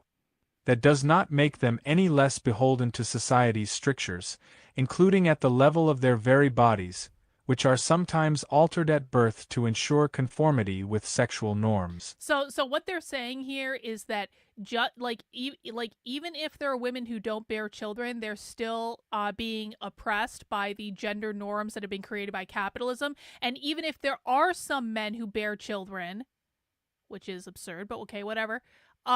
Even if those men bear children, they are still benefiting or being privileged from the norms that have been created by capitalism. This denaturalization fits nicely with a conception of gender as domestication, precisely because it is the domestication process which integrates the wild proliferation of bodies into social structure. The social structure which takes natural averages and turns them into police mechanisms is the oldest social structure, the emergent kinship structures which give rise to the first Leviathans. To the text's credit, it situates this policing and categorical construction at the very beginning of class society. Gonzalez's writing on this point is almost entirely unique in a terrain of thought which otherwise holds sex, if not gender, to be essential. We smile on this point, but have to remind ourselves why this shift feels necessary.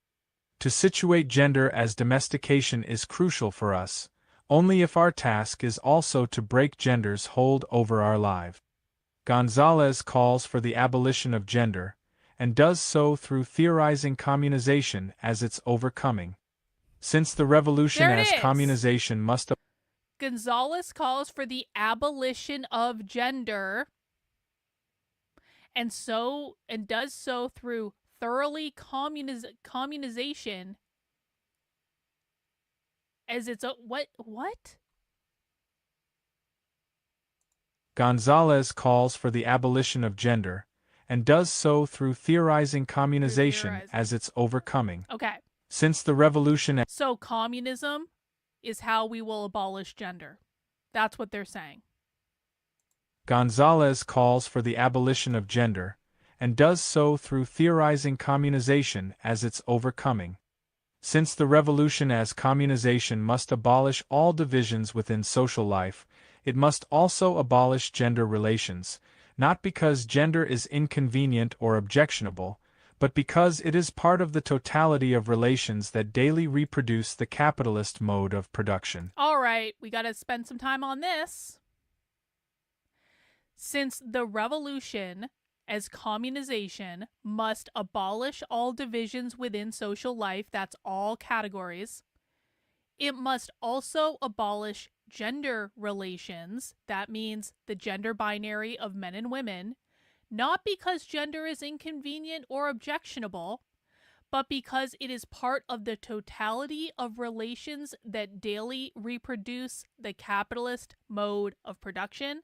That means the nuclear family reproduces capitalism because women do the unpaid labor of having children in the nuclear family and raising them with capitalist values to be the next generation of oppressed proletarian workers under capitalism. And the only way to abolish capitalism is to literally get rid of the reproduction mechanism of capitalism, which is the nuclear family. Does everyone understand that? Let me know. Yep, and that is social reproduction theory. Exactly. Since the revolution as communization must abolish all divisions within social life, it must also abolish gender relations, not because gender is inconvenient or objectionable, but because it is part of the totality of relations that daily reproduce the capitalist mode of production. Gender, too, is constitutive of capital's central contradiction, and so gender must be torn asunder in the process of the revolution. Oh, really? We cannot wait until after the revolution for the gender question to be solved. Oh! Its relevance to our existence will not be transformed slowly, whether through planned obsolescence or playful deconstruction, whether as the equality of gender identities or their proliferation into a multitude of differences. On the contrary, in order to be revolution at all, communization must destroy gender in its very course, inaugurating relations between individuals defined in their singularity. So in order for the communist revolution to happen, they must destroy gender prior to the communist revolution happening. If you want to know why they're introducing queer theory in schools and teaching kids that they're non-binary, it is not because they're sexualizing kids. That is a massive distraction. It's an important one. We don't want to sexualize kids, but that's not the reason they're teaching kids queer theory in schools. The reason they are teaching genderqueer, gender non-binary, gender fluidity, all of these things is because they believe they need to abolish the categories of gender entirely in order to get their Marxist revolution. They don't think it'll happen after. They think it needs to happen before. What is the best way to abolish categories? To teach children that those categories do not exist. To teach children that those categories are just made up social constructs, and maybe you feel like a girl one day and maybe you feel like a boy one day, and maybe you go to the drag queen story hour and you get inspired to put on a frilly dress because it seems more fun and cartoon-like, and that's okay.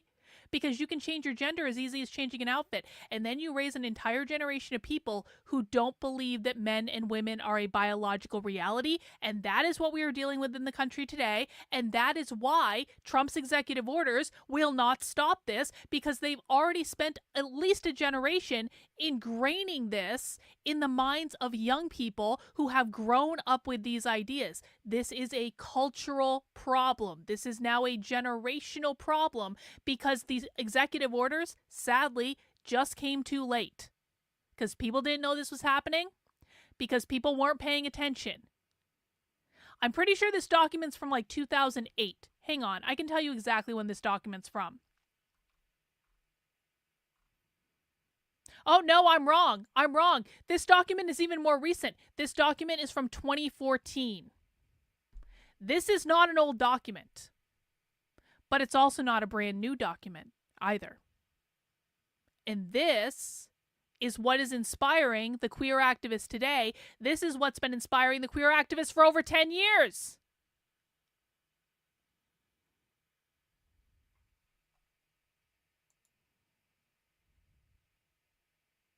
On the contrary, in order to be revolution at all, communization must destroy gender in its very course, inaugurating relations between individuals defined in their singularity.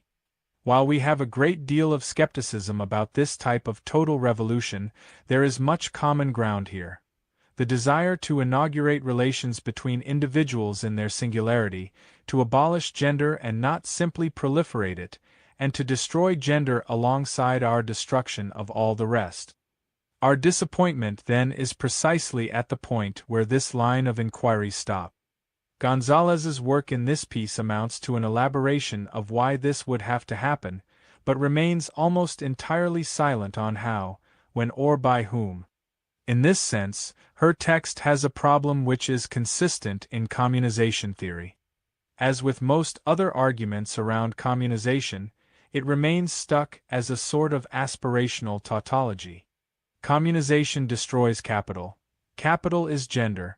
Communization destroys gender. If the revolution does... I'm sorry, what? This is even in italics. This is literally in italics. Communization destroys capital. Capital is gender. Communization destroys gender. If the revolution does not destroy gender, then it is not communism. Holy shit.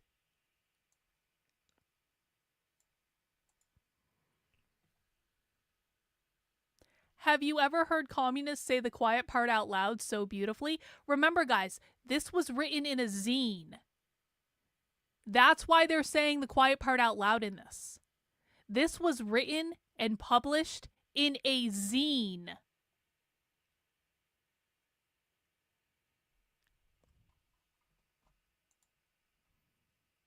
Communization destroys capital. Capital is gender. Communization destroys gender. If the revolution does not destroy gender, then it is not communization. The moments in the text which hint toward what this destruction would look like are just a reiteration of the tautology. That overcoming is only the revolution as communization, which destroys gender and all other divisions that come between us. We want to read this aspiration as a beginning of a struggle against domestication, but we have not seen this line continue. Gonzalez is correct in articulating the necessary destruction of gender in course, but has yet to give a shape to the course itself. It is notable that she points to a loosening of the straitjacket of the heterosexual matrix, but says that queer theory cannot account for this. We'll argue that this loosening is not a phenomenon deterministically bound to the unfolding of demographics and economics, but rather is the willful activity of many who have attempted to give their own shape to the course of the matrix's destruction. The materialist historical account of gender is precisely why we feel disappointed by the prescriptions of communization. The possibility of a willful revolt against the straitjacket of gender remains absent. P. Valentine's piece begins by reading both the work of T.C. and Maya Andrea Gonzalez. She affirms much of the same contention, saying that communization theory is uniquely on the brink of being able to offer a theory of gender and capital as a single system. Beyond this, for her, communization... There it is again! Beyond this, for her, communization is a demand for the abolition of fundamental... Oh, no, that's not what I wanted to read. Hang on. What did it just read? This one, sorry, but sentence before. She affirms much of the same contention, saying that the communization theory is uniquely on the brink of being able to offer a theory of gender and capital as a single system. And yes, they set up here the willful revolt against the straitjacket of gender. They're calling gender a straitjacket. Yeah, that was the spicy bit. And then they said, oh, look, guys, communization says that a theory of gender and capital is the same thing. See, we had to slog through a lot of this document to get to the really good stuff, didn't we? All right, keep going. She affirms much of the same contention, saying that communization theory is uniquely on the brink of being able to offer a theory of gender and capital as a single system. Beyond this, for her, communization is a demand for the abolition of fundamental material elements of the reproduction of gender. She, like Gonzalez, critiques T.C. for their suturing of gender on top of the capitalist mode of production, and strives to find the real material ground of the production of gender difference. She contends that this will be the basis for a non-idealist theory of the abolition of gender. At best, it is funny that she searches for this material ground in the theoretical demand of esoteric communism. At worst, this attempt to create non-idealist content feels eerily complicit in the typical historical operation of justifying the extermination of those rebels whose escape attempts are not easily rationalized within these material contexts. For Valentine, this real material ground is located in the separation of productive and reproductive spheres, but also in the realm of childbirth. To her credit, she explicitly says that neither of these phenomena account for the emergence of the gender distinction, but she has no other theory on this regard. Further, and more fundamentally, how does this appropriation of women, on whatever basis, begin?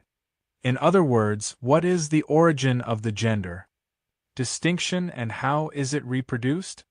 These questions are outside the scope of this article, but we do believe that the answers both involve gendered physical violence and sexual violence. What does it mean to assert the necessity of finding the material ground for the emergence of gender, and then to refuse to do so? The material ground is based in sexual violence, but this violence is a tool of domestication's exchanging of bodies and enforcing of spiritual submission. This dead end in communization seems like a willful refusal to follow the inquiry to where it should take us. Valentine actually interjected into a panel discussion with Sylvia Federici in Oakland when another speaker was beginning to discuss this very question of gender and civilization by mocking, "What is civilization, even?" She may not want to let that discussion happen, What is but it is civilization? precisely the discussion we are interested in. Civilization is the archaic monstrosity which produces itself through this very sexual violence and gendering operation Valentine alludes to. It is the holy grail of material ground that Marxist feminists search for but can never find. Valentine is unique in situating sexual violence as the basis of the accumulation of women's labor, but still cannot speak about when and why this violence emerges. She says that understanding sexual violence as a structuring element of gender also helps us to understand how patriarchy reproduces itself upon and through gay and queer men, trans people, gender non-conforming people and bodies, and children of any gender. But she gives absolutely zero content to this understanding. She says that communization opens avenues toward new and more rigorous theories of gender oppression that are able to link the exploitation and oppression of women with violence and oppression based on heteronormativity and cisnormativity. She can cite that this violence exists, but does not begin to traverse the avenue that is supposedly opened by communization. Guys, just so you know, I'm just kind of letting this play because we've heard a lot of this stuff before, and I don't want to stop and have to redefine new words and things unless I have to, because, you know, it's just nice to let it play so we can actually listen to what it says. But I just want to make sure people know, if you do not understand what is being said, please ask a question in the chat, and we will stop and we'll explain it. I'm just assuming that if I don't see any questions in the chat, that people don't have any questions. But if you do, it's totally fine to ask. The only heavy lifting she does on gender violence is explicitly limited to violence against women. This feels like the same lip service and politics of inclusion we've derided already. This is a noticeable trend in the essay. The name of this document, I know you got here late, Boss Bully Boy. The name of this document is Against the Gender Nightmare. You can find it over on the Substack. Hang on, I'm going to put a link in the chat to the Anarchist Library. And we are on section, I think, 16. Maybe 17. Definitely 16 at least. This is a noticeable trend in the essay.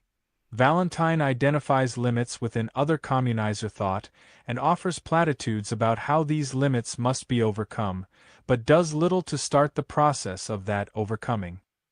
This is true of the questions of origins, sexual violence, the gender violence experienced by queer and transgender people, and the violence imposed upon children. She does the same with race, identifying it as a limit to communization thought, but ending there. This strategy appears as a tragic repetition of the academic worldview, but also as the hard limit to the usefulness of communization in our own inquiry.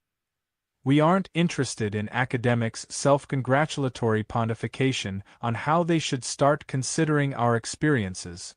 We want a way out. At the time of writing, the most recent contribution to the gender and communization discourse appears in the third issue of the journal Endnotes under the title, The Logic of Gender. Were we to wager a hope that this piece would flesh out some of the limits set in the first two texts, we would be sorely disappointed. If anything, this piece takes a hard turn away from the questions of origins, sexual violence, and the means of destruction. Instead, Endnotes is explicit in being only interested in those forms of gender specific to the capitalist mode of production. Ironically, their definition of those Only those forms of gender specific to the capitalist mode of production, that means men and women. Ironically, their definition of those forms centers on the trading of bodies. If people are confused about the whole men and women thing when it comes to capitalism, just think of it like this. Men are the economic production mechanism of capitalism. Women are the cultural production mechanism of capitalism. Because men are in the capitalist workplace, running the economy. This is in their model. I'm not saying what I believe. I'm saying what they believe. Men are in the workplace, running the economy. Women are creating the culture by creating the children and raising them to be good little capitalist workers. So those are the two sides of capitalism that the left sees, the economic side and the cultural side. A lot of people don't understand the cultural model they have for capitalism is actually far more expansive and far more crazy than the economic model. You think the economic model is bad? The cultural model is way, way, way, way, way worse. So men have the economic power, women have the cultural power. Let me know if that's clear.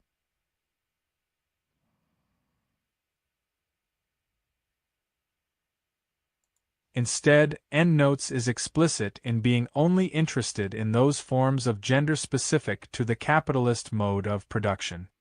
Ironically, their definition of those forms centers on the trading of bodies as gendered commodities, a process which Kamat, Rubin, Perlman and countless others have identified long before the capitalist mode of production.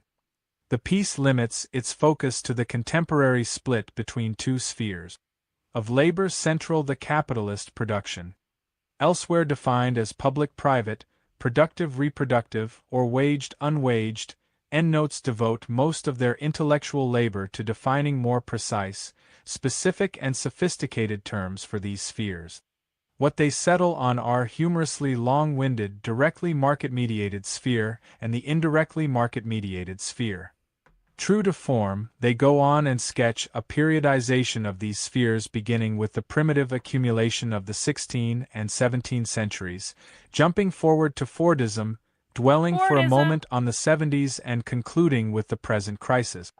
We could accept this as an interesting constellation of stories, if it wasn't for the insistence by the storytellers that this is empirical, material his story, the one story which consumes all others. His story. This his story is noticeably thin for people who pride themselves on their erudite and meticulous historical analysis, to say nothing of its fixation on those exact same periods on which previous Marxist accounts of gender fixated.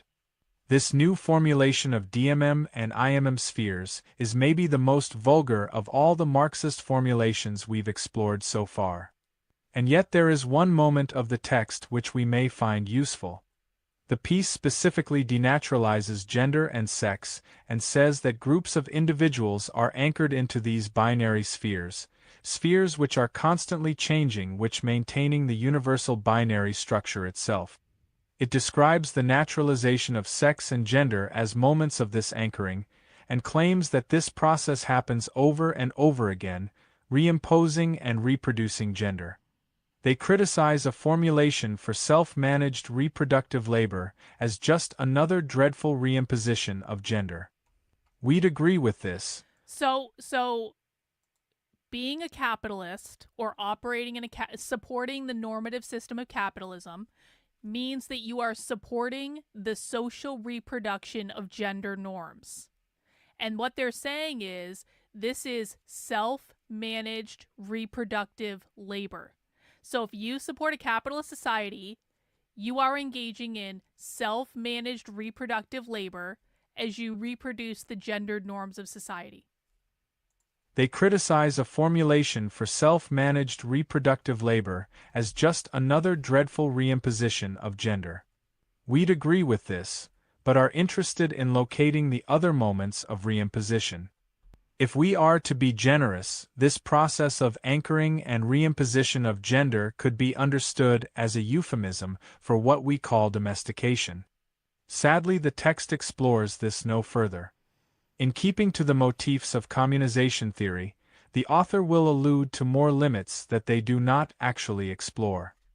In what is essentially a footnote to an addendum, they say that their theory is predicated on taking for granted mechanisms such as the institution of marriage, the availability or not of contraceptives, the enforcement of heteronormativity, the shame around non-reproductive sex acts, etc. These moments which cannot be systematized within their... Is that why they're so keyed in on sex? They view the shame around non-reproductive sex acts?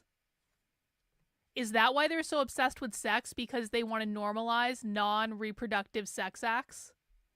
That's funny. In what is essentially a footnote to an addendum, they say that their theory is predicated on taking for granted mechanisms such as the institution of marriage, the availability or not of contraceptives, the enforcement of heteronormativity, the shame around non-reproductive sex acts, etc. These moments which cannot be systematized within their rigorous system are noteworthy in that they amount to a vast and unquantifiable sphere of gendered activity. It is through these untheorized mechanisms that the anchoring of gender occurs. If we want to theorize the abolition of gender, we need to depart from the Marxist cathexis upon the spheres of labor and look also at those mechanisms which naturalize, capture and anchor individuals into them. The piece concludes by what are you talking about? That's why there are so many books on anality?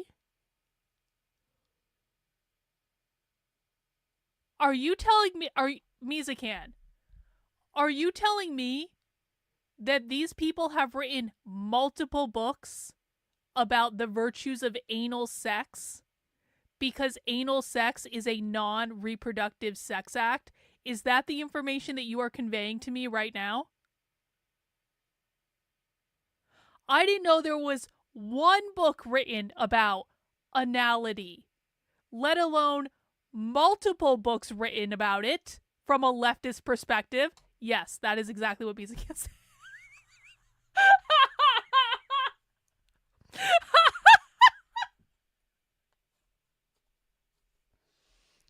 God bless Mizakan reading all this stuff for us. God bless it. Are you serious? It's not cover to cover anality, but it comes up time and time again. Wow.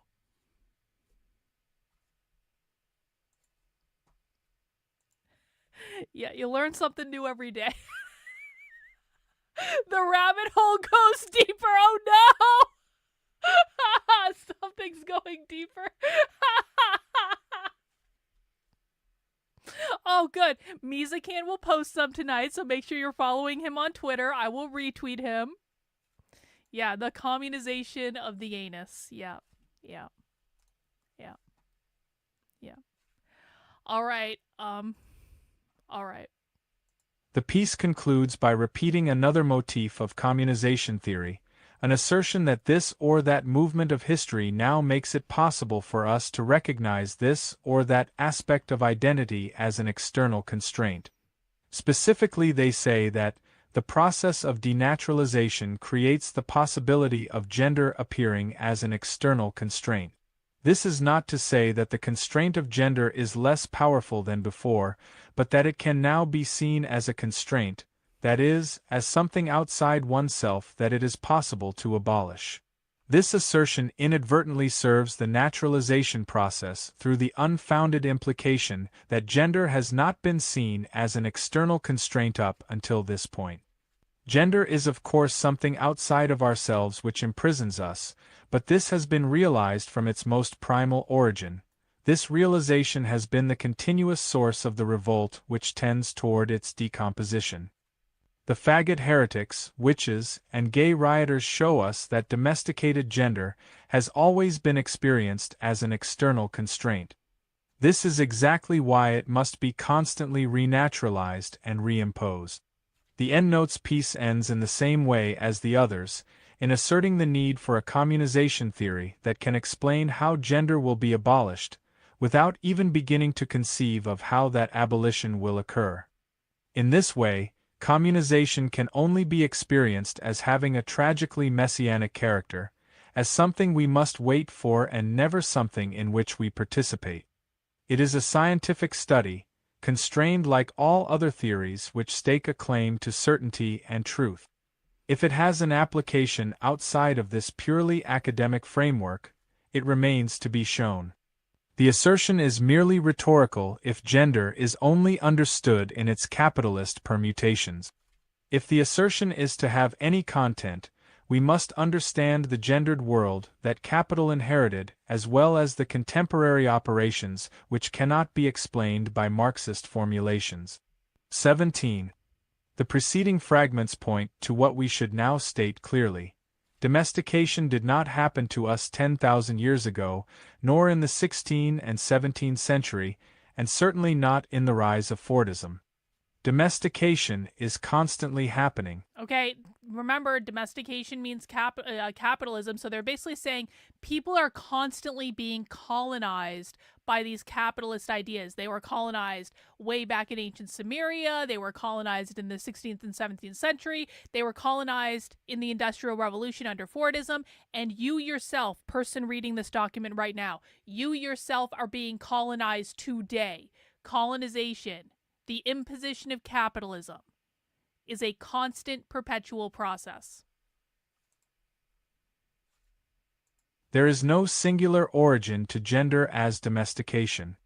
It is done to us every day in countless diffuse and often invisible ways. By acknowledging men and women, the gender binary, you are participating in the domestication of gender. And thus, not only are you being domesticated, you are also reproducing the domestication of gender based on the belief you have that men and women are a real thing and not a social construct created by capitalism.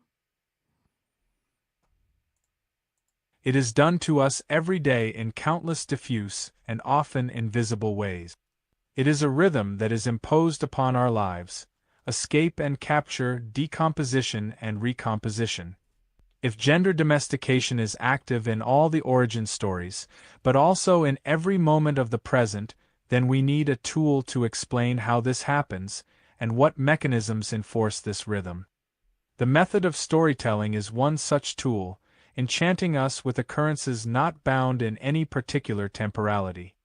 Foucault, through Agamben and later Tikhon, gives us another tool in the concept of the apparatus. An apparatus is a network of relationships between a heterogeneous set of discourses, institutions, architectural forms, regulatory decisions, laws, administrative measures, scientific statements, philosophical, moral, and philanthropic propositions. It is a heterogeneous set that includes virtually anything, linguistic and non-linguistic, under the same heading: discourses, institutions, buildings, laws, police measures, philosophical propositions, and so on.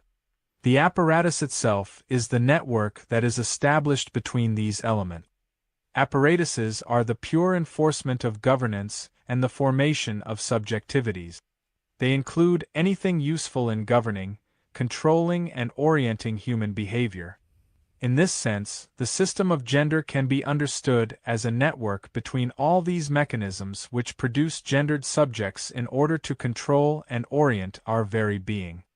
To quote Agamben, "I wish to propose to you nothing less than a general and massive partitioning of beings into two large groups or classes, on the one hand living beings, and on the other, apparatuses in which living beings are incessantly captured.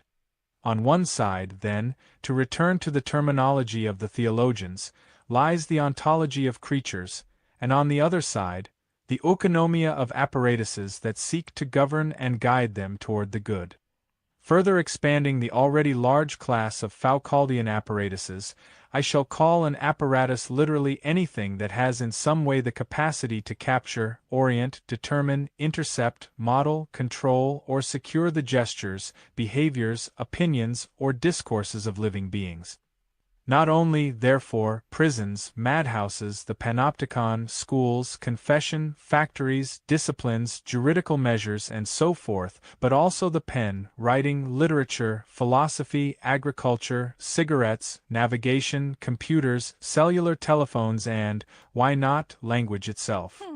To recapitulate, we have then two great classes: living beings and apparatuses. And between these two, as a third class, subjects. I call a subject that which results from the relation and, so to speak, from the relentless fight between living beings and apparatuses.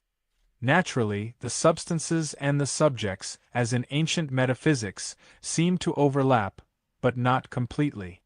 In this sense, for example, the same individual, the same substance, can be the place of multiple processes of subjectification. The user of cellular phones, the web surfer, the writer of stories, the tango aficionado, the anti-globalization activist, and so on and so forth. The boundless growth of apparatuses in our time corresponds to the equally extreme proliferation in processes of subjectification. In this description, we cannot help but read a process by which wild life is captured by a dead thing, and is mutilated into a gendered subject. This theory of What? apparatuses gives us a helpful way to conceive of domestication without origins, of domestication in the present. It also allows us to indict all the emergent non-normative and innovative subjects as new machines of capture along with the old. All of this means that the strategy that we must adopt in our hand-to-hand combat with apparatuses cannot be a simple one. This is because what we are dealing with here is the liberation of that which remains captured and separated by means of apparatuses. Our hand-to-hand conflict with gender must then be conceived of as that same effort to liberate the living remainder from the subjectivities created by the network of dead things. Okay, so the network of dead things means capitalism, the apparatuses means capitalism per usual. All the new words that they're introducing now are just different ways of saying capitalism. From this perspective, an insurrection against gender begins as an exploration of all the engendering apparatuses which function in our daily lives to reorient and re-anchor our being into these subjects. Equally so. So they're basically like, here are all the things that happen to you in your daily life to reinforce the belief in binary gender, and these things are all a function of capitalism, right? So the apparatuses are like the implementation method of capitalism that keeps you under the idea of a spell that capitalism is a real thing. Does everyone understand that? When I say every word means capitalism, it's not that every word means capitalism in the same way. Apparatus is different than capitalism itself. Apparatus is how capitalism gets forced onto people. Gender is different than race, but they're both references to capitalism. I just want to make sure people understand that, like, when I'm saying all words mean capitalism, what they mean is different aspects of the capitalist cultural model. Yes. Like the birth certificate would be the apparatus. So what Bod is saying, like male and female on a birth certificate is an apparatus. The birth certificate is the apparatus because it requires male or female. So it's one of the things that's pushing you in to this capitalist gendered world. Good example. Equally so, we must also explore those apparatuses which produce racial subjects which are inseparable race. form gendered ones. Oh! What are the machines that hold us hostage? I didn't even read ahead or anything. We must also explore the apparatuses which produce racial subjects which are inseparable from gendered ones. So in this model, race is inseparable from gender because they're both just different manifestations of capitalism, and therefore capitalism is the core problem of both race and gender, so you can't separate the two. Equally so, we must also explore those apparatuses which produce racial subjects which are inseparable form gendered ones. What are the machines that hold us hostage? How do they break down? How can we evade them? How can we destroy them? A thorough detailing of these infinite enemies is a Gender is the machine that holds us hostage. A thorough detailing of these infinite enemies is a monumental task, but it is one which we must undertake if an insurgent break from gender is to be possible. We have already indicted several, but we will need to be even more imaginative and aware if we are to indict all those ones that seem neutral, if we are to permanently shatter the spectacle of naturalized gender and escape into an ungendered unknown. Following from this understanding, we can realize that it requires that we have recourse to another. To explore domestication without origins, we need to give a different shape to time itself. Such a new shape will mean dispensing with the concept of the primitive as some natural antecedent to an inevitable teleological rise of civilization. Such a concept will always bear the naturalized image of civilization itself into prehistory, obscuring the brutal conquest which those images entail. Instead, we need a shape to time which recognizes domestication as a process which is constantly capturing life outside itself, erasing the stories and cosmologies of anything beyond its control. 18. I've been using the present tense. You are is now. It is not exotic at all. It is our world. An individual intimately familiar with the daily rapacity may remain unmoved by critics of the rapacity. She or he must make a choice, she must decide to turn against the authorities and to join the circle of resistors. Such a decision disrupts a person's whole life, and it needs to be motivated by very good reasons. The good reasons are expressed in the language of the time, not in the language of some future time. A revelation or a visitation is a very good reason. The revelation might come in a dream, or in a vision, or in what we will call a complete mental breakdown. Before this experience, everything was noise and nothing had meaning. After the experience, everything is clear. Now the individual wonders why others are so blind. She might become impatient with the others and leave them to their blindness, or she might decide to return to the others to help them see. All this is very understandable, very human, and it has been taking place in human communities for a long time. But such sudden disruptions of individual lives are also disruptions of leviathanic existence. After such experiences, an individual abandons the sequence of meaningless intervals of leviathanic time and recovers some of the rhythms of communities in the state of nature. The paradox will be problematic to people trapped in linear, leviathanic time. Knew linear time as well as rhythmic time, and they also knew that what mattered, what was humanly important, did not take place in linear time. Rhythmic events were the subjects of songs, of dances, of the frequent ceremonies and festivals. Will be considered facts and raw data by the Leviathanized because the linear progression of such events constitutes leviathanic time, namely his story. The Leviathanized will remember only fragments of the sole events they consider Time's worth not real. remembering because the Exactly. memory of such events will not be lodged in living human beings but on stone tablets, on paper, and eventually in machines. If tragedy repeat, then the event was not linear but rhythmic, and it was already known. Rhythms were grasped with symbols and expressed with music. Musical knowledge was knowledge of the important, the deep, the living. The music of myth expressed the symphony of rhythms that constituted the cosmos. In Eurasia, Leviathan destroyed communities and encased human beings in its entrails. Wow! Linear his story replaced the rhythmic cycles of life. Music gave way to the march of time. These very words, quite a written sentence. words, are inventions of the Lugal scribes. They cannot convey dream time. The renegades from civilization are notorious. They shed masks. They shed whole armors. They separate from previously indispensable amenities and experience a shedding of an insupportable burden. Mere contact with a community of free human beings gives them insights no leviathanic education can provide. Nurturing contact stimulates dreams and ultimately even visions. The renegade is possessed, transformed, humanized.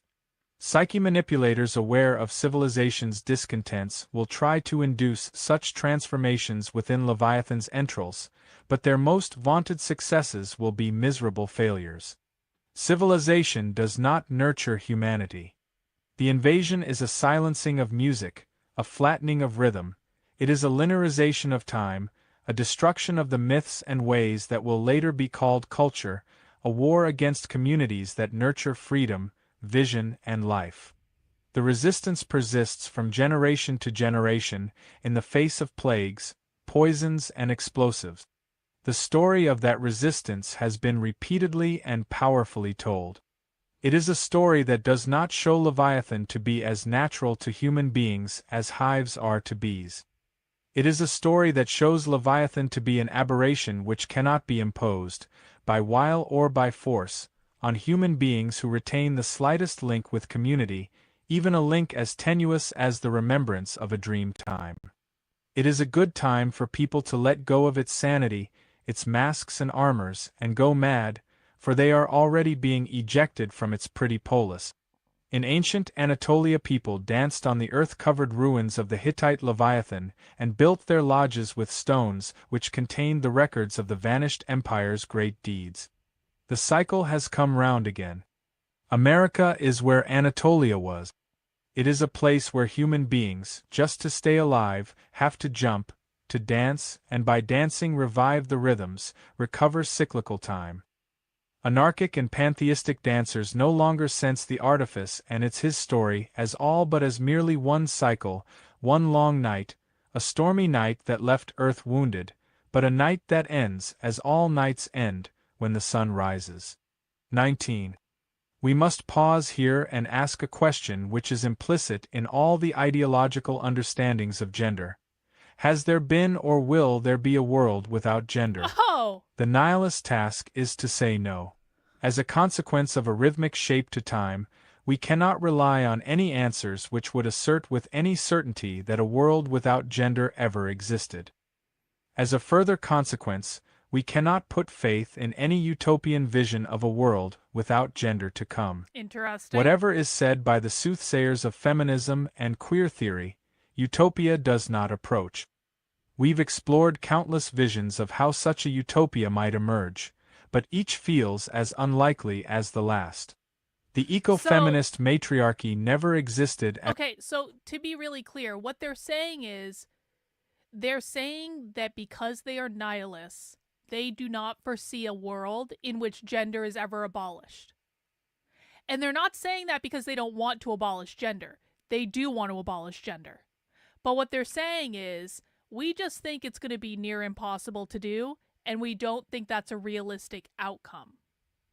Which is actually highly pragmatic for a bunch of people who don't think that men and women are a real thing. Whatever is said by the soothsayers of feminism and queer theory, utopia does not approach. We've explored countless visions of how such a utopia might emerge, but each feels as unlikely as the last. The eco-feminist matriarchy never existed as a universal, and if it did it is hopelessly lost. The techno-industrial fantasies of mechanical reproduction and automated reproductive labor are simply an intensification of the nightmare. Hang on, what are they talking about here? The techno-industrial fantasies of mechanical reproduction and the automated reproductive labor are simply an intensification of the nightmare. What are they talking about there? They're talking about baby pods. They're talking about reproductive processes taking place outside the womb. The abolition of gender awaited by the communizers has yet to reveal its shape or really even a hint of its coming.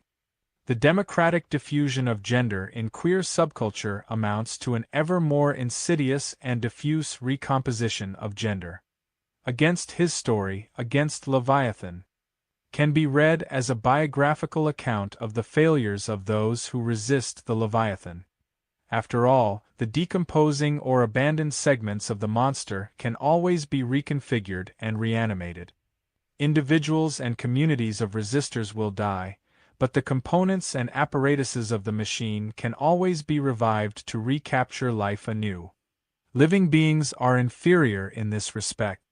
Death is on the side of the machines.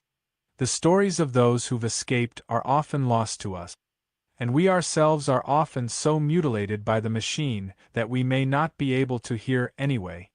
The masks and armors are often too deeply intertwined with our— You know, Judy, you're right. You're right. I actually did think about this. There was a moment where I thought when I was writing the fairy tale, Judy says I was waiting for baby pods in the fairy tale. Spoiler alert, there are no baby pods in the fairy tale. And I actually did have a little discussion with myself. I was like, how much queer do we implement in this fairy tale? And what I decided, Judy, is I want to do a different fairy tale at a different date that is about the queer world, and that it was just getting way too complicated. Judy, you read Act 4. Act 4 is hella long, okay? It's very long. There were a lot of things that didn't make it in. And I decided the best option would be to tell a future story at a future date. But point noted.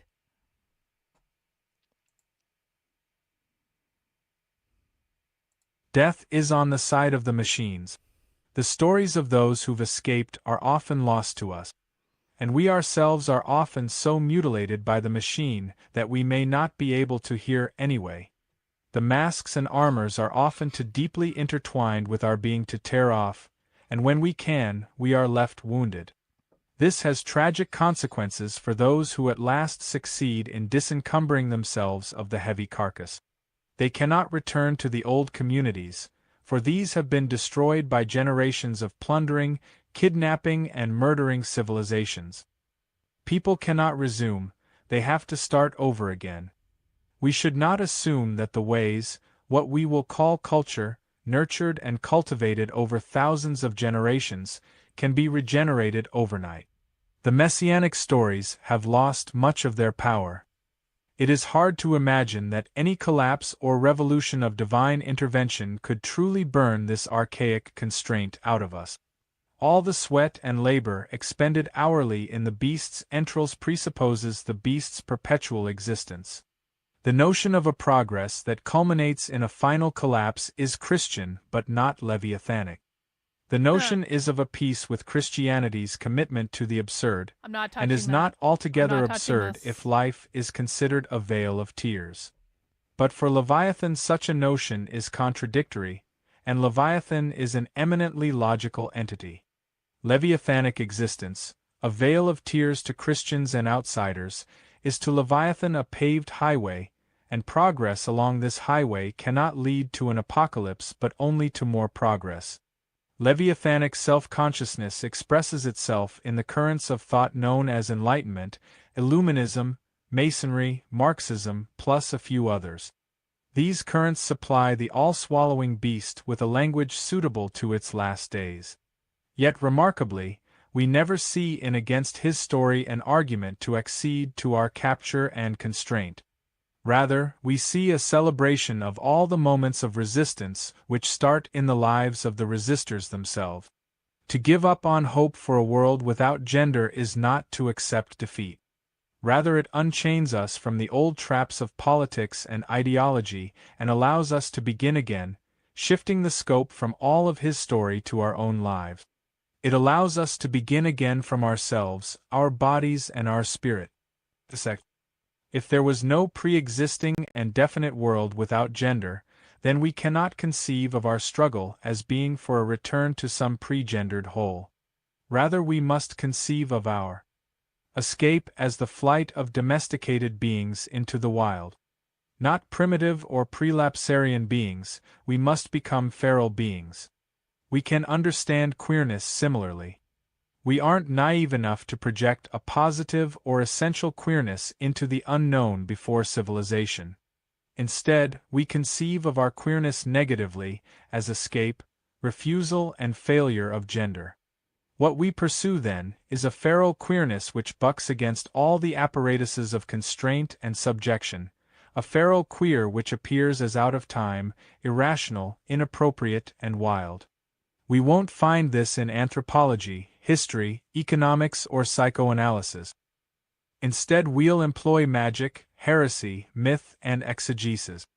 Those examples we have explored previously take for granted that such a feral queerness must emerge through the struggle of the body against its capture. This is largely self-evident in the modes of riot, evasion and rebel sexuality which comprise our queer stories. What is more subtle, and requires some elaboration, is that the struggle against domestication must also occur in its spiritual dimension. As the body must flee the machines which capture it, the spirit must expel the machines which colonize it. Okay, we need to read that as it's meant to be read, okay?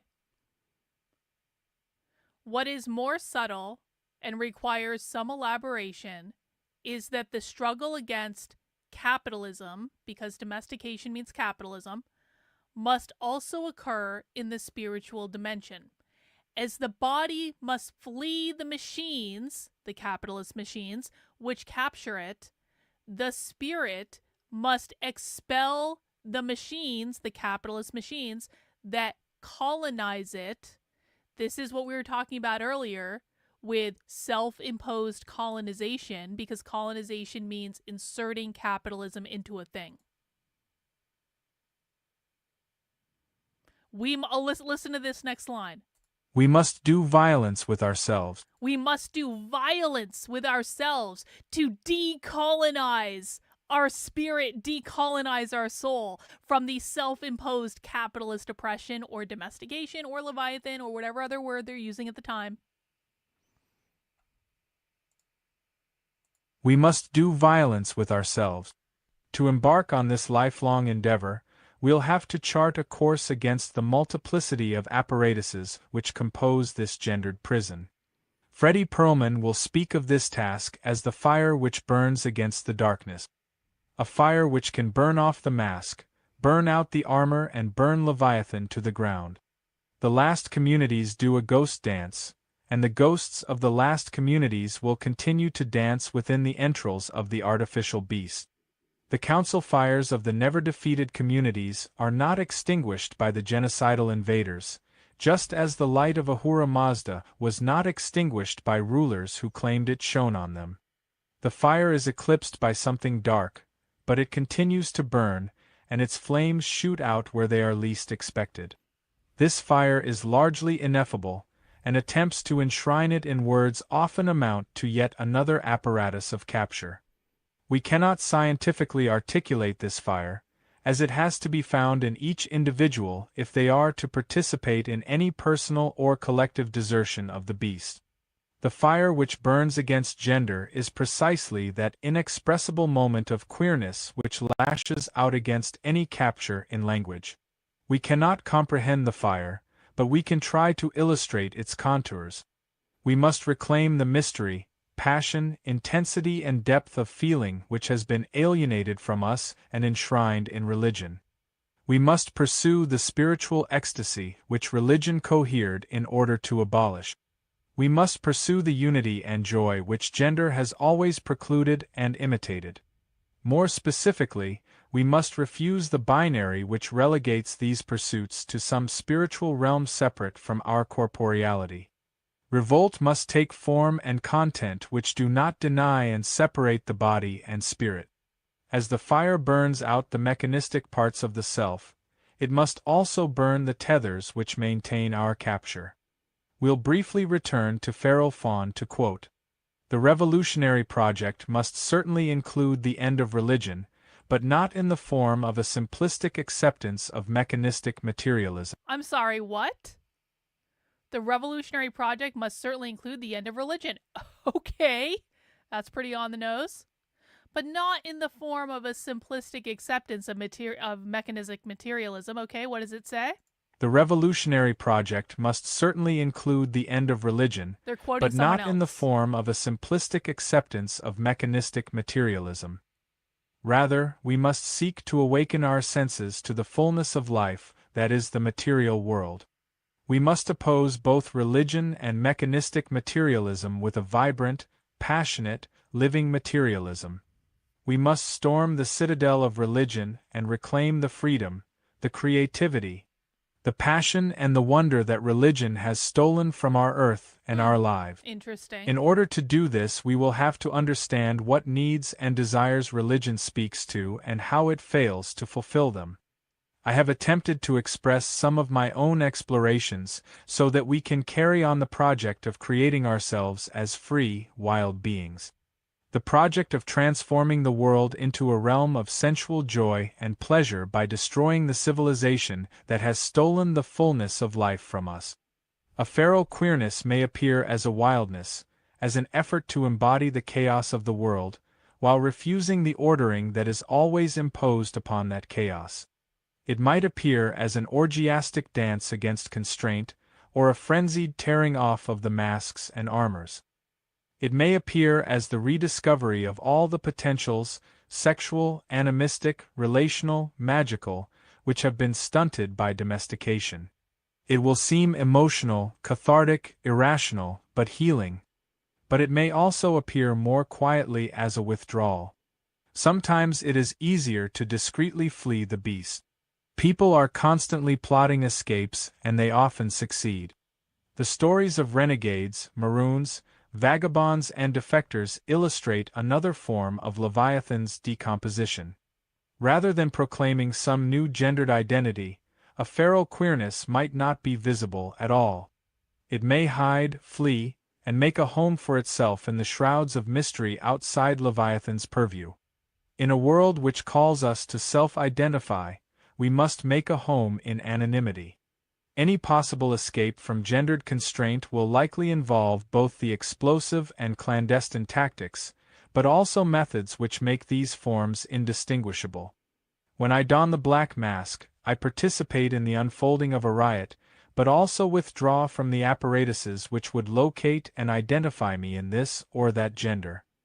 I obscure my facial features, hair, body, anything which could be engendered, revealing instead my violence. The state, media, and feminist left endlessly insist that the violence belongs to men alone. This insistence itself forms another apparatus to capture and engender. My violence, taken from me by so many representations and politics of victimhood, returns and emanates from the inside outward.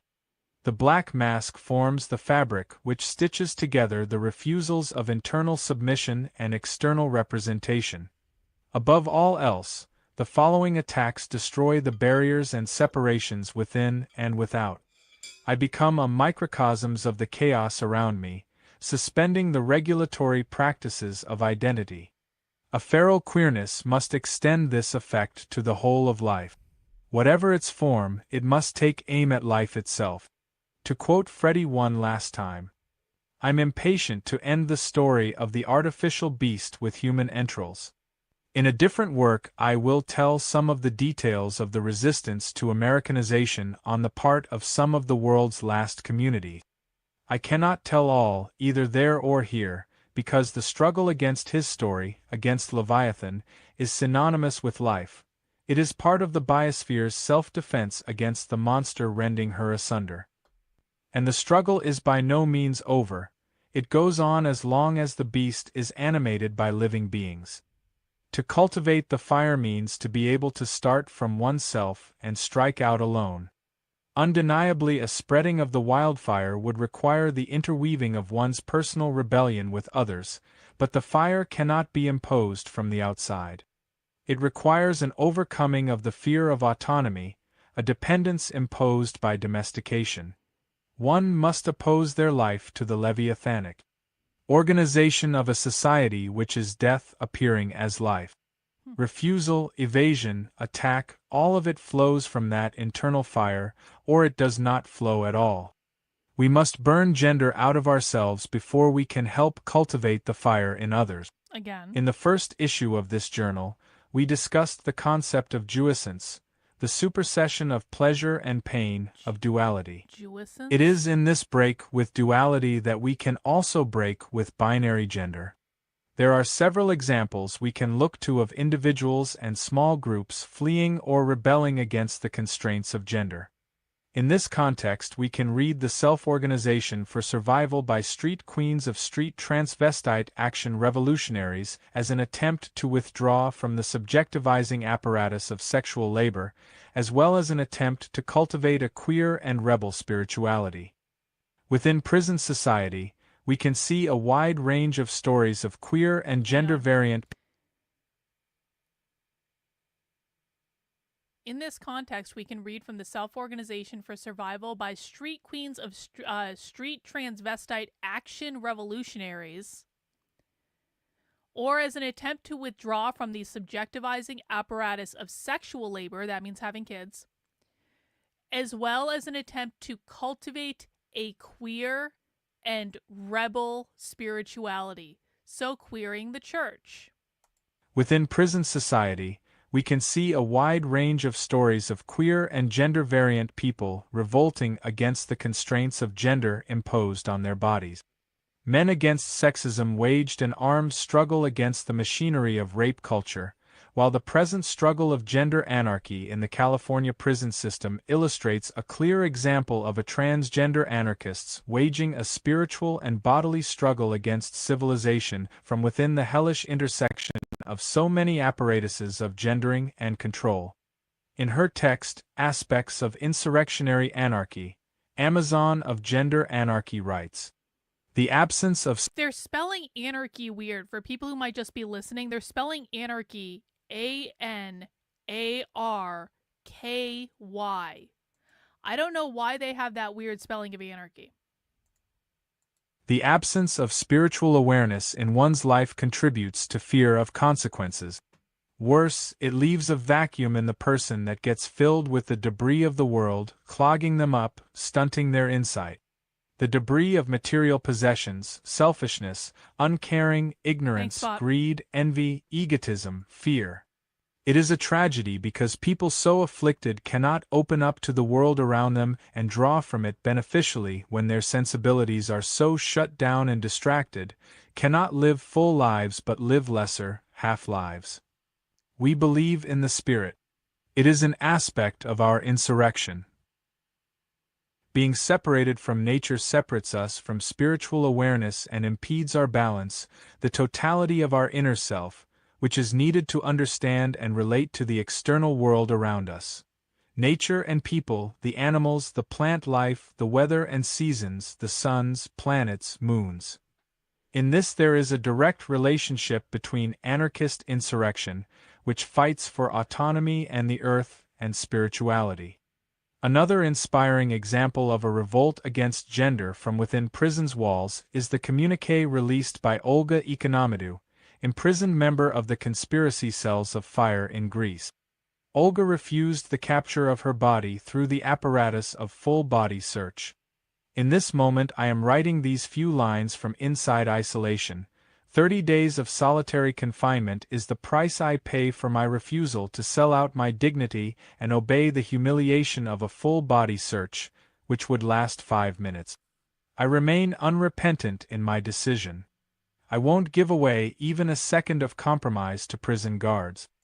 I will not exchange. I just want to point this out. Like, people ask all the time, Carlin, does the left really believe this? Does the left really believe this? Does the left really believe this? Yes. Do you know how we know they believe it? Because this person refused to do a full body search in prison because they didn't want capitalism to impose themselves in the form of a full body search that would last 5 minutes, and instead this was such a strongly held belief that they ended up in solitary confinement for a month because of it. Do you know how we know that they believe everything they say they do? Because they take action that impacts their real life based on those beliefs. People who don't believe what they say they do, they don't take action and experience consequences for that thing. People who actually believe something, they're perfectly willing to experience consequence for it because they believe it. And people are saying that anarchy is a political movement. Bot looked it up. Thanks for that. I won't give away even a second of compromise to prison guards. I will not exchange my refusals and choices with the warmth of a standard cell and the liberty of yard time among the general prison population. I'm not looking to become another normal statistic of an inmate who cringes before the prison service, who serves quietly her sentence, who trips into hallucinations induced by wacko pills, who forces herself as an older rank on new-coming prisoners. I remain friend, comrade and human with all women and men who keep the fire burning inside them. With those women and men who choose the dangerous paths of wolves instead of sheep pastures. Yeah, bot, please put those zines in the Discord. Just add them to like the suggestions tab. When it comes to all of us, anarchists of praxis, imprisonment is never enough punishment. For this, disciplinary penalties, transfers and solitary confinements are due to come down. Isolation is a prison within the prison. You remain 24 hours a day locked up in a cage with a bunk bed, an in-cell toilet and the vigilant eye of a closed-circuit camera. Inside here, your only girlfriends are your thoughts and memories. Inside here, the days and hours are eliminated, lost, dying, pushing slowly each other. But these 30 days of solitary confinement I was not left alone. I had some odd and charming visitors by my side that passed secretly and smuggled their way into my cell, breaking the isolation. 30 days of solitary confinement and I go on, but the she-wolf inside me doesn't sleep, doesn't give consent, doesn't forgive. Lastly, we have to mention a woman in Juarez, Mexico who goes by the name of Diana the Huntress. The border town of Juarez is notorious for what some have called an ongoing femicide, a mass murder and disappearance of countless women. In September of 2013, Diana struck out against this apparatus of capture, shooting 2 rapist bus drivers. She released a communiqué claiming responsibility for the murder, indicting those drivers as part of the rape machinery of the city, but also announcing a refusal on her part to play the role of a victim subject. In these diffuse stories we see moments, fragments, of the burning spiritual clarity which strikes out, through explosive violence or quiet refusal, against gender and domestication. Almost Third 2 more mythos, minutes. Diana. Many today praise the greatness of the Roman Empire, the residential publica, the public thing, a civilization which recognized and hated itself as such. This self-hatred turned outwards, conquering and destroying everything outside its walls. Countless books have been devoted to the greatness of Rome, to its war engines and death machines, at times to death itself, but Rome's greatness is posthumous. Among those trapped in its entrails, few loved it, many tried daily to destroy it. Hating what they'd become, many conspired to set fire to Rome. In ancient Rome, some people worshipped a more ancient deity, one who reminded them of a time before. Diana the Huntress. Though associated with the Greek goddess Artemis, she independently emerges from the long-forgotten past of the time before either empire. The Romans revered her as the goddess of the moon, animals, and the wild hunt. One of her more well-known exploits involves a hunter named Actaeon, who inadvertently stumbled upon her bathing in a forest pool. When she realized that Actaeon was watching her, she refused to be captured by his gaze. She turned him into a deer, and his own hunting dogs slaughtered him. The domesticated beasts slayed their master, the hunter became the hunted. For this act of wildness and refusal, Diana gained notoriety. A millennia later, she would still be worshipped as the queen of the witches all throughout southern Europe. They danced to her in sabbats and orgiastic rites, they flew with her beneath the stars, they celebrated her as a connection to all that was wild and indomitable. Witch hunters of the Holy Inquisition saw her as the devil and tortured the accused into confessing their devotion to her. The punishment was death. And yet the sadistic technologies of the inquisitors and the fire of the stake were not enough to eliminate her cult. To this day, Stregas still venerate her when the moon is full, and when they strike down their enemies. Through her we might invoke the rhythms of the moon, the insight of the animals, a refusal of the techniques of surveillance and subjection, a feral becoming death to our captors. The Anarchist Library Anti-Copyright. Baidan against the gendered nightmare fragments on Domestication 2000. We made it. Look, a queer journal of heresy. Well, I want to congratulate everyone who made it through the 4-part series for Counterrevolutionary Book Club that was Against the Gendered Nightmare. That was a lot. It was 4 episodes that were at least 2 hours long. We did it. Now, as a reminder, guys, this will be going up as part of the Counter-Revolutionary Book Club podcast. If you would like to catch up on back episodes of the podcast, like if you came in the middle of that and you were like, Carlin, what is this crazy thing you're listening to? Oh, we've had 4 episodes of crazy. So what you want to do is go over to my main Substack, that is Carlin, KARLYN.substack.com. You want to click on the book club link in the top, and there you will be greeted by the previous 6 episodes of the Counter-Revolutionary Book Club. This will be number 7, and you can go in and listen to any of the back episodes. You can listen to the podcast version in the Substack. You can also find links to Apple Podcasts or Spotify. If you guys are enjoying the podcast, please make sure you give it a rating on iTunes or Spotify, Apple Podcasts, whatever they call it.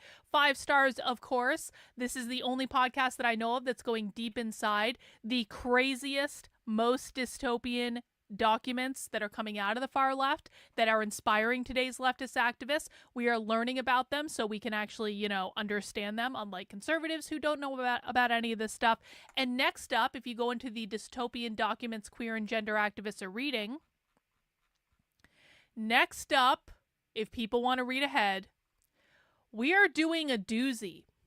I actually did a 3-part podcast on the Inner Circle podcast last year, dissecting the Gender Accelerationist Manifesto. It's just as crazy as Against the Gender Nightmare. It may even, be interesting to compare the two. It might even be more crazy than Against the Gender Nightmare.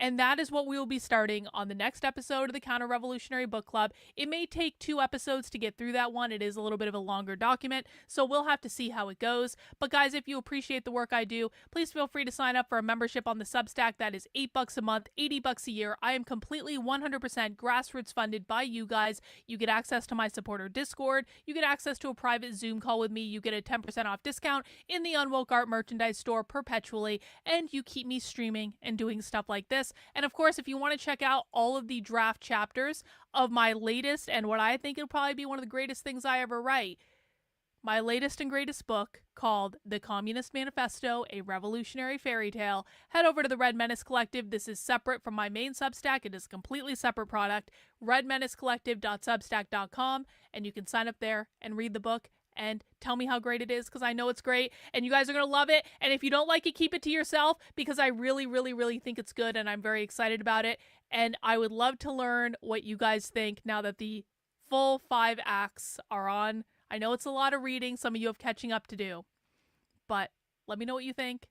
I want to know. I want feedback, and no spoilers.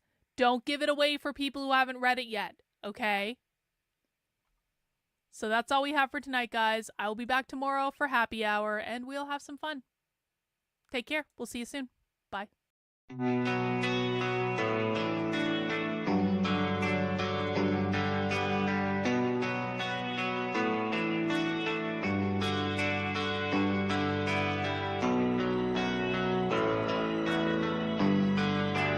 How are you feeling?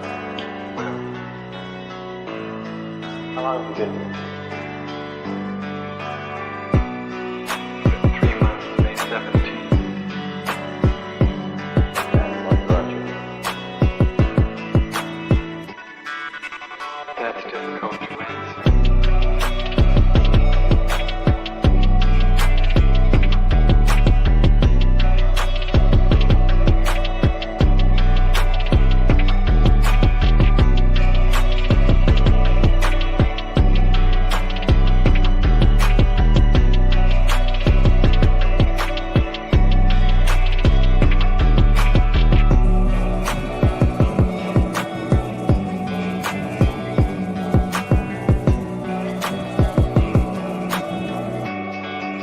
Would you give me some idea?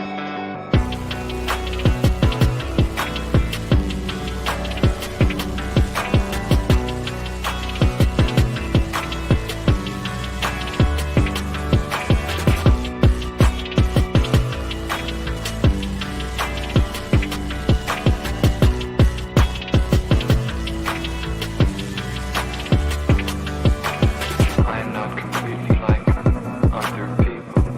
What do you mean by that? People dislike me because I am not completely like them.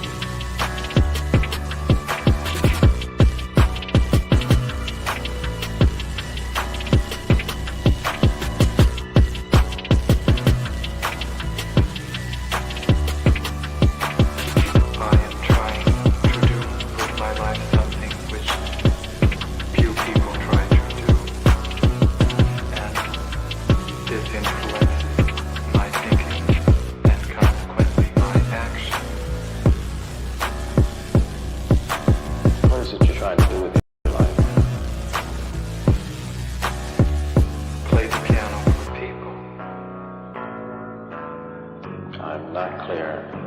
How is it that playing the piano for people has eventually resulted in your being here in the hospital?